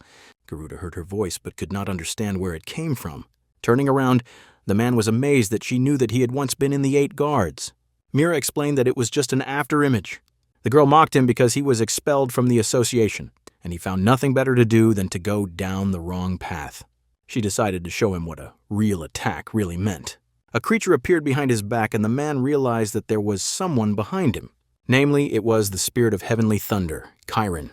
Garuda understood that if she had a 4th spirit, then everything would become too bad for him. He was so scared that he didn't even know what to do. And the girl was very serious and asked him to wait if he had ever done this. He began to be pierced by a huge number of lightning bolts that did not stop. The man could only scream in pain, and that was all. Mira immediately headed towards the body that had fallen on the floor. When she approached, it was clear that he was still alive and unconscious. The girl was happy and praised the spirits for their good work. The guy decided to start leaving with the thought that he didn't want to become her enemy. But Mira noticed this, and immediately she called out to him, asking if she had imagined it. He was scared that he was noticed, and he tried to explain to her that he had in no way been spying on her. While the spirits were trying to put the guildmaster to bed, she said that she didn't mind if the guy didn't interfere with her missions, and now they could be even. Jenfrey immediately realized that this was indeed the master of wind swords. Mira asked if he had defeated the demon, since his presence was no longer felt, to which the guy replied that this was true. Before saying goodbye, the girl said that they might meet again, but she had to hurry, so she just started walking away. The girl was heading towards a huge building that looked like the place where the association was meeting. The system also reported that this was a gathering place for members of the association. And behind the bars is Garuda, chained by all his limbs. A man appeared before us who thanked the guildmaster for capturing him. The girl also thanked the vice president for his trust in her. She was also informed that the entire guild would soon be liquidated. But the man was worried about why she was so worried. And she only replied that it was not connected with the mission, but with one person. The vice president did not understand what was being discussed. Meanwhile, Jenfrey arrived on the third continent where he could obtain the last ingredient for the elixir. But he understood that things were not so easy because if he fights the demon now, the centipede will reach 0 durability and disappear. This could not be allowed to happen, so all that was left was go in search of the fourth secret weapon. Jenfrey was located in the central part of the third continent. He headed to the Soaring Dragon Pavilion, which was an inn. As soon as he entered, one of the workers immediately greeted him. They asked him if he had come here to spend the night, to which the guy responded approvingly. Even though he was staying for one night, he booked 2 rooms, namely the third one from the north and the fourth one from the west. Apparently, it was something similar to a code because the worker's gaze immediately changed. He responded approvingly that he understood Jenfrey's preferences and wished him a good stay. But he took the guy to a place that looked like a basement with a huge staircase going down. The secret phrase that the guy said was usually revealed after passing the test on the 5th continent. But when he went down, the guy was glad that he remembered her all this time. Jenfrey was already walking through the door. A ring appeared in front of him with a fighter standing in it. The system reported that the guy was in an underground gym. The fighter showed off and waited, namely, he was expecting a fighter who was ready to show his strength because he was the strongest in history, and his name was Mike. Jenfrey knew it was as dramatic as it always was. Even though the fighter seemed fake, he posed a huge threat, and even though the guy knew it wouldn't be easy, he had no choice. The general introduction began in the ring, and first Mike was announced as the champion, followed by Jenfrey. Their small characteristics were also announced. The fighter's height was 1.90 meters, and he also won 108 battles. The guy was only 1.70 meters tall and had not won a single victory. The fight consisted of 1 round of 3 minutes, and punches had to be delivered to invisible targets behind each opponent. Everything was calculated based on points for targets, and the winner would be the one who first scored 10, or whose score will be the highest at the end of the round. It was also announced that 1 knockout would count as an automatic defeat, and a gong was heard signaling the start of the fight. Mike immediately rushed into attack, but Jenfrey managed to dodge most of the attacks. The guy understood that the champion was fast despite his size. He continued to successfully avoid blows, but also understood that the champion would initially attack in the most dangerous areas. But all is not well because the first whistle was heard, and this means Jenfrey continues to dodge attacks, which is being commented on with pleasure outside the ring. In fact, the guy knew these attacks, but he did not stand aside and also attacked. Mike was amazed at the confidence of the newcomer. The system reported that Jenfrey had earned 1 point, and the commentators rejoiced that he had succeeded despite the block. Mike asked not to get cocky with just 1 hit. Jenfrey had no intention of doing this because he knew that the champion most likely deliberately allowed him to earn this point. He was amazed at how smart the guy was this time. He became very interested in leading this fight. Mike was ready to counterattack. Jenfrey also managed to dodge this blow. The champion understood that despite this, the guy didn't have much strength left. And Mike just kept attacking endlessly, waiting for the guy's stamina to be too low. The guy understood that he couldn't allow himself to be knocked down. Unfortunately, with every point Mike received, his attack speed also increased. Jenfrey was already backed into a corner. By the time there was 1.5 minutes left, the champion already had 43 points. Mike was ready to deliver the finishing combination, realizing that the guy had no strength left for a counterattack. Jenfrey knew that this battle could not be won, but he would definitely win it because to get the sector weapon, he had to stay in the ring for 3 minutes. The guy once again successfully dodged the champion's attack, and he began to strike back. Mike was amazed that the guy could still throw punches, and the system was reporting that there were 57 seconds left in the round. Jenfrey had no intention of stopping. The champion understood that the guy had risen to a completely different level and could not remember when he had received such pleasure from a fight. But he was not going to change anything in his fight and began to attack. And there were 41 seconds left until the end of the fight. Jenfrey was scared but tried to dodge. Mike delivered his favorite uppercut. It was already announced that the guy was defeated. But will everything be as the commentators said? Jenfrey managed to get up and stay on her feet. Mike was very surprised that he managed to survive it, but he was ready to give another one that he definitely wouldn't survive. He began to prepare for the final attack. But then his fist was almost at the guy's face. Jenfrey's fist also aimed at the champion's face. The champion was amazed that the guy managed to attack back. Mike understood that he had dealt him such a strong attack, and his interest in this guy only grew stronger. Jenfrey knew that he could not let go of the hand under any circumstances. But then the final gong was heard, signaling the end of the battle. Despite this, the system reported that the champion remained the champion and won this battle. Mike thanked the guy for enjoying the fight so much and for really feeling the power. He started taking something out of his inventory as a parting gift. Jenfrey was also grateful to the champion and would have gladly accepted his gift. His hands were wrapped in bandages that emitted enormous magical power. The attack increased by 150 units. The first skill was fire attacks, and the second increased the attack threefold. Jenfrey understood that with the new weapon he could not waste another minute, and he headed to the S-rank dungeon which was located in the desert. Everywhere there were remains of houses, or rather walls, left over from the past. He walked and examined the area. The guy knew that there were no other monsters in this place except the demon. Jenfrey knew that the third demon was considered elusive, and he would have to patiently search for it. The guy understood that many who came here so often were simply exhausted physically and mentally. He didn't have that much time, so he will have to find something to make the demon appear in front of him faster. And he found the coffin he had been looking for so diligently. He began to carefully take it out of the sand. But before opening it, the guy had to pray and apologize for such interference. A multi-year-old mummy appeared in front of Jenfrey's face. Immediately she began to glow and the guy only watched. A magical sphere emerged from his body which expressed the soul of the deceased. This small lump contained both the good and bad actions of the deceased. She suddenly began to rise high into the sky. Here, Jenfrey's second skill worked and reported that a huge magical force was approaching very quickly. The guy standing near the coffin began to feel this power. At that moment, the guy realized that it had finally all begun. Next to him, a pile of sand began to rise and became more like a volcano. A demon named Jackal appeared before him. Jenfrey knew that he was going to a place that had the name, the Place of Dead Souls, because they said that many of the dead were imprisoned here. The demon had the scales of justice in his special items, and he thought that the guy was desecrating the dead. Jackal was a protector of dead souls, and he was already level 150. Jenfrey was informed that if he did desecrate the dead, he needed to take the guy's soul, but in order to find out, he needed to hold a trial, since killing without trial was not within his competence. The guy decided to immediately put on his new weapon, but the Jackal called for the scales of justice. The system also reported the activation of this skill. She also said that the soul of the deceased and Jenfrey would be compared. The guy's soul seemed more like his own personal transparent copy, which cannot be said about the deceased. The demon said that he would cleanse this soul and take it to heaven, but the guy's soul did not understand what was going on. Although at that very second the scales began to go down. The scales showed a significant advantage in favor of Jenfrey, which meant that he had insulted the deceased. The system also reported that the scales had passed their verdict. His soul returned to his body with great speed. He also received a message that because the soul defiled the dead, all indicators would be cut by 30%, which Jenfrey certainly did not expect. The Jackal was happy that his guilt was proven and asked to pay with his life. But the guy immediately knew that this would happen because he intentionally used the easy search method and considered it a worthy debuff. Jenfrey knew that now he just needed to win as quickly as possible. He was able to easily evade dark matter. He already knew this attack and dodged everything with ease.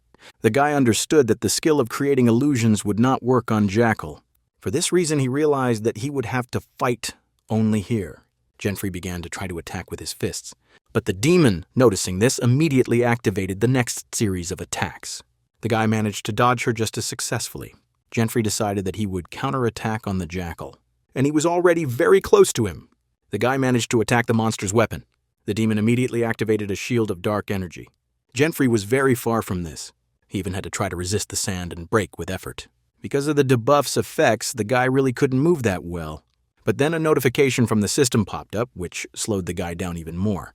His sister called him, and that can only mean that his mother could be getting worse and worse. He didn't notice how an attack was already directed at him, but still managed to escape without injury. Genfrey tried to dodge all the dark bullets. He paid attention to the ringing bell and understood that he didn't have time to answer now. It became his main goal to hurry up and finish the battle. But Jackal began to use a more powerful spell. The guy noticing this understood that he had no time for any hesitation. He activated the skill of his new weapon. Genfrey's fists were immediately engulfed in flames. The demon was amazed by this and did not understand what was happening. This skill also had the property of doubling the attack and increasing health by 1 unit per second. Since the damage was doubled, the guy decided not to miss this opportunity. The guy's fist immediately flew into Jackal's face, and the demon flew away a huge distance. This was the first skill of the new weapon as reported by the system.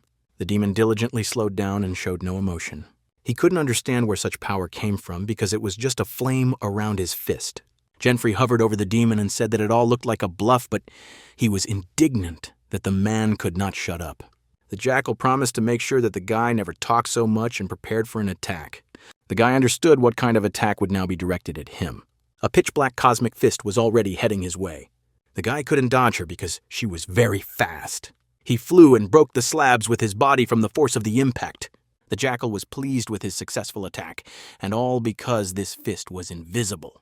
The guy was lying under rubble from which dust was being knocked out, but then Genfrey realized that he had never seen such an attack. While the demon was heading towards him, the guy couldn't understand why only higher beings were different from the game. His sister was still trying to call him, but Genfrey didn't have time to answer, and for this reason he closed them. A sarcastic dialogue ensued between them about whether the guy had managed to dodge this time. Since the rather boastful answer did not satisfy the Jackal, he was angry. Despite the fact that the fists increased the damage, the guy's health dropped by 1 every second, and he wanted to end the battle faster. But then the system reported that there was another call from Amelia, and the guy became scared. The guy managed to dodge the fist attack, and he couldn't understand what was going on at home. Genfrey started to leave because he had a bad feeling. Even though the battle continued, Genfrey decided to use the move. Only lightning appeared in front of the demon, and he did not understand what was happening. The Jackal could not understand where his opponent had disappeared to. Genfrey was not far from the battlefield. He left the battlefield only to answer his sister's call. The girl chattered very quickly and a lot, asking where her brother was now, but he could not understand such frequent calls. He reported that he was busy for now and tried to calm his sister down. Amelia tried to briefly explain that their mother had suddenly gotten worse, and the healer was telling her that she didn't have much time left. Here Genfrey understood why there were such frequent calls. He was frightened by his mother's condition and his own helplessness. But then the Jackal appeared and did not understand why the guy was hiding. The guy realized that he had been found and he had no more time. Genfrey said he would be right back and ended the call. The demon said that to defile souls and simply run away would be very unforgivable on his part. Another fist flew at the guy, but Genfrey immediately teleported and found himself above the Jackal. While preparing his fist, he apologized and said that he had a very urgent matter. So the guy was going to end it all right now. But the demon stopped his attack with his fist. The Jackal reported that such an attack would not kill him, and the guy's fist went out. Genfrey knew this and understood that the damage from the fist accumulated over time. The demon began to summon a meteor fist. He immediately appeared and headed straight towards the guy. But the guy was not so simple because his fist could do more than just accumulate power. He also had the skill to reflect and transform an attack 4 times when counterattacking. The Jackal didn't understand how the guy's hand had already appeared in front of his face. Genfrey didn't miss his chance and attacked the demon with all his might. He flew at great speed because the force of the attack was very great. The demon smashed a huge number of ancient buildings with his head. Since most of the damage was done to Jackal's face, blood began to flow from his mouth. And Genfrey understood how strong the attack was that hit the demon and believed that this could be the end. The system also notified the guy about the victory over the level 150 demon, and also about receiving rewards in the amount of 3 million and receiving S-rank red soil. Genfrey immediately went to his home. Opening the doors, he saw the healer with his assistant, as well as his sister standing next to the pastel. Amelia turned around almost immediately because she heard her brother's voice. Genfrey immediately began asking her about her mother's condition. The sister was glad to see him, but the doctor beat her to the diagnosis, namely a mana deficiency with hidden symptoms that caused the black spots. He tried to shout to her, but they explained to him that her blood pressure had become too low and that her heart and lung function had also worsened. Amelia cried over her mother and listened to how no healers could help. Jenfrey tried to calm her down and said that he would not let their mother die. After all, the guy had a plan on how he could cure her right now. Everyone was stunned by these words. The guy immediately decided to increase his intelligence level to 250. And the system also reported that the alchemy skill had increased, since Jenfrey managed to collect all the necessary ingredients, namely red earth and a chimera fang, as well as the main ingredient in the form of elf tears. The guy was ready to start creating and began the process of alchemy. In front of him appeared the SS medicine, which had the effect of eliminating all status deviations and completely restoring them. Jenfrey managed to do it and he was happy. The girl could not understand what had happened, and the doctor said that he had only seen such things in books of literature. The guy apologized to his sister and asked to talk later. He began to approach his mother cautiously. His mother looked very bad and did not even open her eyes. Jenfrey carefully lifted her off the bed, and he already opened the bottle to put some medicine in his mouth. As soon as the medicine was in his mouth, he began to only ask that he would have time. He just held his mother in his arms and waited for everything to work, and his sister also watched what would happen. The spots began to disappear at that very moment. At that very moment, the eyes began to open. At first, everything was blurry before my mother's eyes, but after she began to come to her senses, she did not understand how she had been cured. Amelia, realizing that her mother had come to her senses, began running towards her with a scream. Mom couldn't understand what had happened. Jenfrey reacted more calmly and was happy that his mother had come to her senses. He asked how she was feeling, but Mom still couldn't understand what was happening. But when they mentioned this, she began to ask how they managed to cure her, and her sister only said that they were very worried. When she was told that it was Jenfrey who did it, she began to understand even less. Then the doctor stepped in and said that if the guy hadn't invented a universal medicine, everything could have ended badly. The girls looked up at him, and his mother asked if he had become an adventurer. He tried to switch attention from this conversation by saying that now everything was fine with Mom, but she started screaming and saying that not everything was okay. Jenfrey was scared, and his sister and doctor didn't even understand what was happening. Mom was very angry, and when we got out of bed, everyone felt this anger. The guy tried to pretend that everything was fine until the very end, but she continued to yell at him and talk about how he abandoned her and her sister by running away from home. Despite everything the guy tried to say, he accepted it and was already on his knees for his misdeeds. She continued to scream and say that Jenfrey was the same as his father even while she was seeing the doctor off. Amelia tried to calm her mother's anger by saying that he was trying for the sake of her health. She already knew this, but she was just afraid that something bad could happen to him. Jenfrey's expression immediately changed from what he saw, and then his mother told him to go back on the road to defeat all the demons. The sister and brother did not expect this and were surprised because they were waiting for words about having dinner together. Jenfrey listened attentively to everything. Mom began to understand that if he became an adventurer, he had a goal that he wanted to achieve and she would not be able to stop him. They sat opposite each other and his mother told him that she was okay and he could go on. But she asked him for 2 promises and he listened attentively. The first was that he would keep in touch daily and the second was never to die, and the guy agreed to this. She hugged her son and thanked him for managing to find all the ingredients. Jenfrey was just happy that everything was okay with his mother now. And now the boy was ready to set off on his further journey, already saying goodbye to both his mother and his sister. The girls smiled happily at him as he went on his long journey. Jenfrey wandered and thought about how they needed to defeat all the demons to organize a peaceful life for the entire population. In the past, the creatures did not disappear, which means that there is some kind of key, and perhaps this is the 8th demon. The guy headed to the 3rd continent to the city of the 3rd warrior. After all, the Battle of Olympia was held in this place. Jenfrey looked at the people who had also come to fight. Then a voice was heard announcing that this was the largest battle of adventurers. People were incredibly happy about the start of such a show. Jenfrey was even a little stunned by such screams, but he remembered that everything was the same in the game. The guy knew that there was a level restriction in this place, but there were no equipment restrictions, which was also reported from the stands. Here he noticed someone. Many adventurers went to this place not for the monetary reward, but for the hidden prize. There were adventurers of all ages and genders present, and it was all about the scroll, which was an SS rank prize. A voice was heard announcing the start of the preliminary test, and something began to appear in front of everyone. Jenfrey knew that he would be able to reach the top in terms of magic power and attack power, so he wasn't worried and was ready. He put his hand to measure the magical power. The results were shown here, namely the top 3 highest. Jenfrey, seeing his results, was very angry, but he suspected that this could happen because alchemists do not have high magical power. Here, machines for measuring attack power began to appear in front of everyone. It was reported that the strongest blow needed to be dealt to her. Jenfrey realized that not all was lost and that he could make up for lost time. Many tried to do everything for a stronger blow. The guy decided to strike with the first skill of his bandages, but that was not his whole plan. He also activated the second skill, which strengthened everything even more, and only after that did he strike. The stands awaited the results of the 8 strongest, but then everyone noticed strange behavior. Even the players noticed this and began to watch the guy's actions more closely, and everyone was there because of the sound of the blow, which caused such a stir. Here they announced that the results of the strength assessment have become available. With the help of bandages, Jenfrey managed to get to the first place. He was a little nervous about the magic, but after seeing the results of the power assessment, he was able to calm down.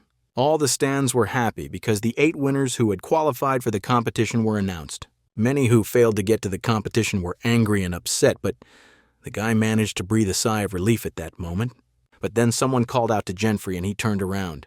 Mira, who also participated in the competition and thought that he was watching her, appeared in front of him.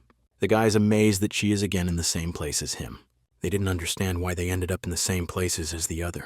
The girl understood that the guy got into the competition using strange equipment. There was definitely a memory of that blow in her head. The guy pretended as if nothing had happened. But she never stopped suspecting him of something and was observant. Mira understood that the guy came here to become stronger. The guy also understood that she was using a fictitious name because the 8 guardians were familiar to everyone. Then they heard the announcement of the start of the tournament and were distracted from their conversation. A sect of passage appeared before them. Jenfrey was interested in how it worked because the winner went forward and the loser was eliminated. The girl began to leave, wishing the guy good luck. The first battle was between Jenfrey and another player, and he knew that Mira was lying to him about the wishes. He met his opponent, and he was indignant that the results were not at all like the truth. The stands mocked Jenfrey, thinking the results were a lie. He heard it all perfectly well, but decided to just look at the one who was saying it. His opponent was Gringy, who was the master of the Silver Demon Guild. Everyone had fun with this confrontation because the master had impenetrable homemade protection. After the opponents stood opposite each other, an announcement was heard about the start of the fight. Jenfrey couldn't believe that his first opponent with such a ridiculous appearance. Gringy felt lucky, but was also disappointed that the match lacked excitement. But then the guy disappeared right from under his nose. His fiery fist was already flying to attack. In one moment, he found himself right next to his opponent and struck him in the jaw. But that wasn't all, as he continued to unleash a huge number of attacks. Gringy didn't even have time to comprehend such fast blows, and Jenfrey was already delivering the finishing blow. The enemy even flew into the wall at great speed. A huge amount of dust was emanating from him because he managed to slightly damage the wall with his armor. All the stands were shocked by such a one-sided battle. Jenfrey stood calmly and waited for the winner to be announced, listening to the surprised exclamations. The winner of this round was announced immediately. The guy momentarily wondered if he had gone too far with this opponent. The girl became more and more intrigued. The announcement of the battle between Mira and the old man was heard. The stands were indignant, saying that the Colosseum was a place for men and that there was no place for girls. The girl simply ignored such statements. Jenfrey thought that ridicule was out of place here and simply awaited his battle. The beginning of the battle was announced, and the enemy! Mira tried to ignore such men, who deliberately do not calm their obscene thoughts. The girl immediately summoned her spirits, namely Efrit and Sylphide. And the fire spirit was immediately ready to attack. All the stands were just as shocked. The announcement of the end of the fight was heard, and the girl simply walked on. Even Jenfrey was a little scared by such power. The whole city could hear about the start of the next round because all 4 fights went smoothly. Mira and the guy were the next opponents. And the second semifinalists were Ryuta and Jin. Jenfrey turned his attention to the guy again. He had seen it before and already understood that this man is much stronger than all the adventurers who came. But he had his next match ahead of him against an old acquaintance. The girl, however, was calm.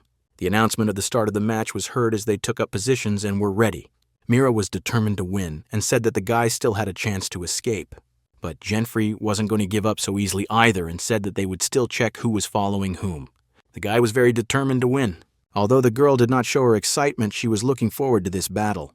They stood in the arena in front of thousands of spectators. Mira immediately began to summon spirits, namely Efrit, who was the fiery representative. Jenfrey, however, was determined to repel these attacks with his fists and prepared himself. The stands rejoiced that the girl had summoned the spirits again. The guy understood that even one would cause him trouble. But the girl called everyone. 3 spirits appeared before the boy, namely fire, water, and thunder. Genfrey couldn't believe what she had summoned, and when they were hostile, it began to scare him. The stands rejoiced because they had never seen anyone manage to summon 3 at once. Mira told the guy that she knew his real strength, and for this reason, she would not hold back. But Genfrey was not about to lose his fighting spirit. The water spirit was the first to attack, namely to summon a water dragon. But the guy only had to jump back. All the water fell on his previous place of residence, but Mira immediately launched her next attack, namely the spirit of the Thunderer, who was already heading towards the guy. Genfrey was amazed by such speed and even froze for a second. The stands were also in shock and did not understand how this was possible. After all, a huge hole appeared in the arena next to which a guy was sitting. He was really scared because if this attack had just touched him, it would have already caused huge damage. But a fireball was already heading towards the guy. Genfrey, realizing this, immediately turned around and prepared a counterattack. After all, his fiery blow could reflect everything. The girl understood and saw this. I started to get even more angry at the guy's antics. Genfrey couldn't understand if Mira was really trying to kill him. The guy understood that if he lost his vigilance in front of her for even a second, it would be the end for him. The girl, seeing the guy's condition, immediately began to stutter that she apparently overestimated his capabilities. But Genfrey wasn't going to show her weakness and run away. The guy was being sarcastic right in her face, saying that her accuracy left much to be desired, and the girl just smiled at him. The stands demanded more and cheered for her. They also bet on someone winning. Everyone tried to humiliate Genfrey for his inaction, and he only listened. Despite his irritation, he tried to exhale. Mira explained that this place is known for its unruly spectators, but she liked that many people were betting on her victory. Genfrey was amazed by such impudence. She was going to end this battle as quickly as possible. Chiron was ready to launch the next attack. The guy was just waiting for a targeted attack, and as soon as the attack appeared, he began to retreat. He wanted to head in the other direction, but looking, an attack was also being prepared against him by the water spirit. The guy, looking at the situation, realized that he had no time at all for a counterattack. Despite this outcome of events, he continued to retreat. He also realized that the girl was under the protection of the third spirit, and Mira just watched this with a sly smile. The guy was just thinking about what he should do, and he decided that it was enough for him to strike first. He immediately used teleportation. Mira only had time to notice how he disappeared, and the guy was already on the other side, ready to strike. The fiery fist was already heading towards the girl, but at the last second, she noticed it. Genfrey realized that he had been noticed, but the system immediately reported that he was caught in the net. Mira immediately began another call. The spirit was directed at him from above. The guy couldn't believe that she sacrificed herself so that the wind spirit could launch its attack. The girl with the spirit of fire just waited for the dust to settle. All the stands froze in anticipation. Mira was sure that the guy would not be able to get up after such an attack. But then something happened. Genfrey stood on his feet, only just recovering his strength. The entire rostrum exploded in surprise. The guy commented that if he hadn't managed to use the teleport, the blow would have definitely hit him in full. The system reported that there were 3 teleportations left. Mira could not understand at what moment this could happen and was indignant. But Genfrey was ready to continue and flew into the attack. The girl paused for a second, thinking about everything that was happening. But she quickly came to her senses and challenged effort to a counterattack. The guy didn't even think about stopping. Both were very serious, and their fiery fists clashed, just simply extinguishing each other. The girl just laughed at the fact that all the power of fists could be destroyed. But the guy knew this without her help. He continued to attack Efrit. Mira did not understand these actions and asked if he knew that identical elements neutralize each other. Genfrey did it on purpose. At that moment, he put the gloves back into his inventory. The girl, noticing this, understood what the guy was going to do. He changed his weapon to a centipede. He also said that this weapon is also poisonous, heading straight for the girl. He used the third centipede skill, which allowed change weapon form for 48 hours. The girl didn't even understand what was happening and was scared. Despite the fact that the durability was only 299, he continued the attack. Knowing that one blow can destroy the weapon, he turned the weapon into something more, namely into the centipede that wrapped itself around Mira. And having finished everything faster, he could not subject her to a single blow. She began to squeeze the girl with such force that she would not be able to give orders to the spirits. The girl realized that she was defeated. Her legs dangled from the centipede's grasp. The durability remained at 9, and the guy realized that he could barely cope with it. Genfrey was declared the winner. He carefully began to return the centipede to its original position, and he also caught Mira, who was unconscious. The girl began to come to her senses. Arena was also upset about her unsuccessful bets. The guy following his opponent was surprised that she remained polite, and she was not going to deny the strength of her opponents. Genfrey handed her a small bottle of a potion that would help cleanse the body. And when Mira accepted him, he simply left silently. She remained standing with the gift and watched as the guy left. Genfrey didn't even plan to turn around and look at her. After all, the system told him that the world was delighted with the guy's equipment. The girl recalled all the equipment and was amazed at what was in Genfrey's inventory. She could not contain her curiosity and excitement. At the arena, they suggested moving on to the second semifinal. The opponents looked at each other as their announcement was made. One of them thought he could handle it very quickly. The second one thought that this fight would be very interesting. Genfrey felt something of extraordinary power. Just like Mira, they both immediately turned to the arena. From the stands, they announced that the fight ended with a powerful blow.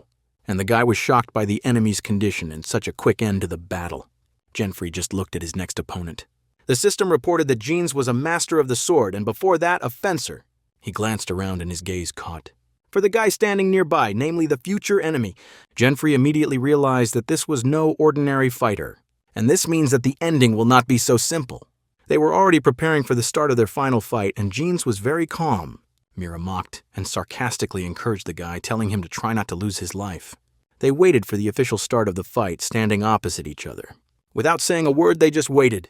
As soon as the official start of the fight was heard, Jeans began to apply something. And he also said that a moment would be enough for him to bury the guy. Genfrey was in a calm mood, saying that the enemy looked very cool. Mira understood that the forces of both were probably equal, which meant that the battle would not last long. Genfrey decided to immediately use the third skill of the fire bandages. The champion's title match allowed you to increase your own statistics for 3 minutes for 3 rounds, but if the fight was lost, the equipment would disappear. The system reported that the race had started and all indicators were doubled. To unlock the third skill, all you had to do was use the first and second, and the guy always knew that. The third skill increased all attacks 4-fold, but for 3 rounds, and if the enemy is not dealt with during this time, the weapon will be destroyed. They had a similar energy and a very serious attitude. Genfrey's opponent believed that everything would be wasted. He was fast and was already near the guy. But was everything so simple because Genfrey managed to jump away? Despite the fact that breaking was difficult, he succeeded. Jeans continued to attack. Genfrey didn't understand how to deal him even one blow in return. But the enemy already had a change of job, which means that Genfrey's level is much lower because changing jobs allowed her to increase her level more quickly. This method helped to quickly increase the level of skills, and the enemy had it. But Genfrey had no choice but to continue the battle. Jeans also did not lose his spirit, although he stated that one attack would be enough for him. The guy started using his boot's passive skill and jumped away from the sword. Landing on the other side, he headed straight for his opponent. After all, he was ready to attack. But at that moment, he noticed how his opponent disappeared. Jeans, however, retreated rather expecting something more. But realizing that the guy was easy to confuse, he got on the defensive and said that the body movements are more like a fly landing. Genfrey realized that this was a swordsman's skill and it wouldn't be that easy for him. Here, the system reported that the first round was over and the second was beginning. Jeans simply expected the guy to take action. Genfrey quickly began to advance towards the enemy. The guy thought that now it would be impossible to keep up with him. But Jeans didn't think so, although he noticed a sharp increase in speed. The enemy was immediately ready to launch a counterattack, but he only got as close to the guy as possible and reported that it was too slow. This battle was hidden under a huge haze, but then Genfrey flew out of a huge amount of dust. Mira was momentarily afraid for the guy's condition. The guy realized, sitting in the rubble, that power surpasses all expectations. But then Genfrey noticed that the enemy's approach began to change. He activated some kind of magical skill, and he directed the attack straight at the guy. The impact was so strong that it destroyed the wall. But the guy was already above the stands, and many noticed it. He could easily walk on air. But he chose to go back down to the arena and also realized that the guy in front of him knew how to use the most difficult sword technique. Things were very bad, but there was nothing to be done. People began to argue about who was stronger, Jeans or the alchemist. Mira understood that Genfrey's opponent was stronger than even the 8 guardians and did not understand how the guy could win. He stood opposite Jeans and thought. Here the system announced the start of the third round, which means that he has a last chance. Genfrey immediately activated his weapon. And also the third skill, despite the fact that his health would decrease, he had no choice. Genfrey was ready to continue. Jeans also felt that the mood and atmosphere had changed. Mira realized that the next blow would decide the outcome of the battle. The guy started moving towards the enemy, just as the enemy began to move. It was a decisive blow for both, but Jenfrey used teleportation and loomed over his opponent. He was already ready to strike, but Jeans managed to dodge at the last second. They stood in their original stance. Jenfrey decided to activate the centipede. How he amazed his opponent, but the guy immediately began to use the third skill. A huge amount of shrapnel began to be directed at Jeans. He couldn't tell if it was poison. And as soon as I noticed something was wrong, Jenfrey was already flying towards him with his fiery fists and managed to reach his opponent. The guy said something about how this was the end, but Jeans could not accept such a defeat. Jenfrey immediately disappeared and left his opponent stunned. And he was above the enemy's head. The guy didn't expect that another skill from his inventory would be activated. Namely, the third skill of the shoe, which launched a huge speed of the legs and also allowed to summon dragon ash in huge quantities. The guy immediately decided to activate this opportunity, which shocked Jeans. After all, a huge green dragon appeared above him, who immediately went on the attack and was ready to knock him off his feet. The enemy flew into the wall at great speed, breaking it with his own body. A huge area was destroyed, and the young man was unconscious. Jenfrey was declared the winner in this fight as well, but the guy was most happy about preserving the weapon that was about to disappear. Mira was left perplexed by what was happening, but she wasn't going to ask any questions and turned around. I started leaving the Colosseum with thoughts about becoming stronger. Jenfrey decided to go to the S-rank dungeon, namely the ruins of Rovenin, the altar. He also managed to get the job change scroll that he had been working towards for so long, and he immediately decided to use it right now. The system clarified whether the guy really wanted to change his profession. He knew something more than just answering yes. Looking at this notification in front of me, he was finally ready to give his answer.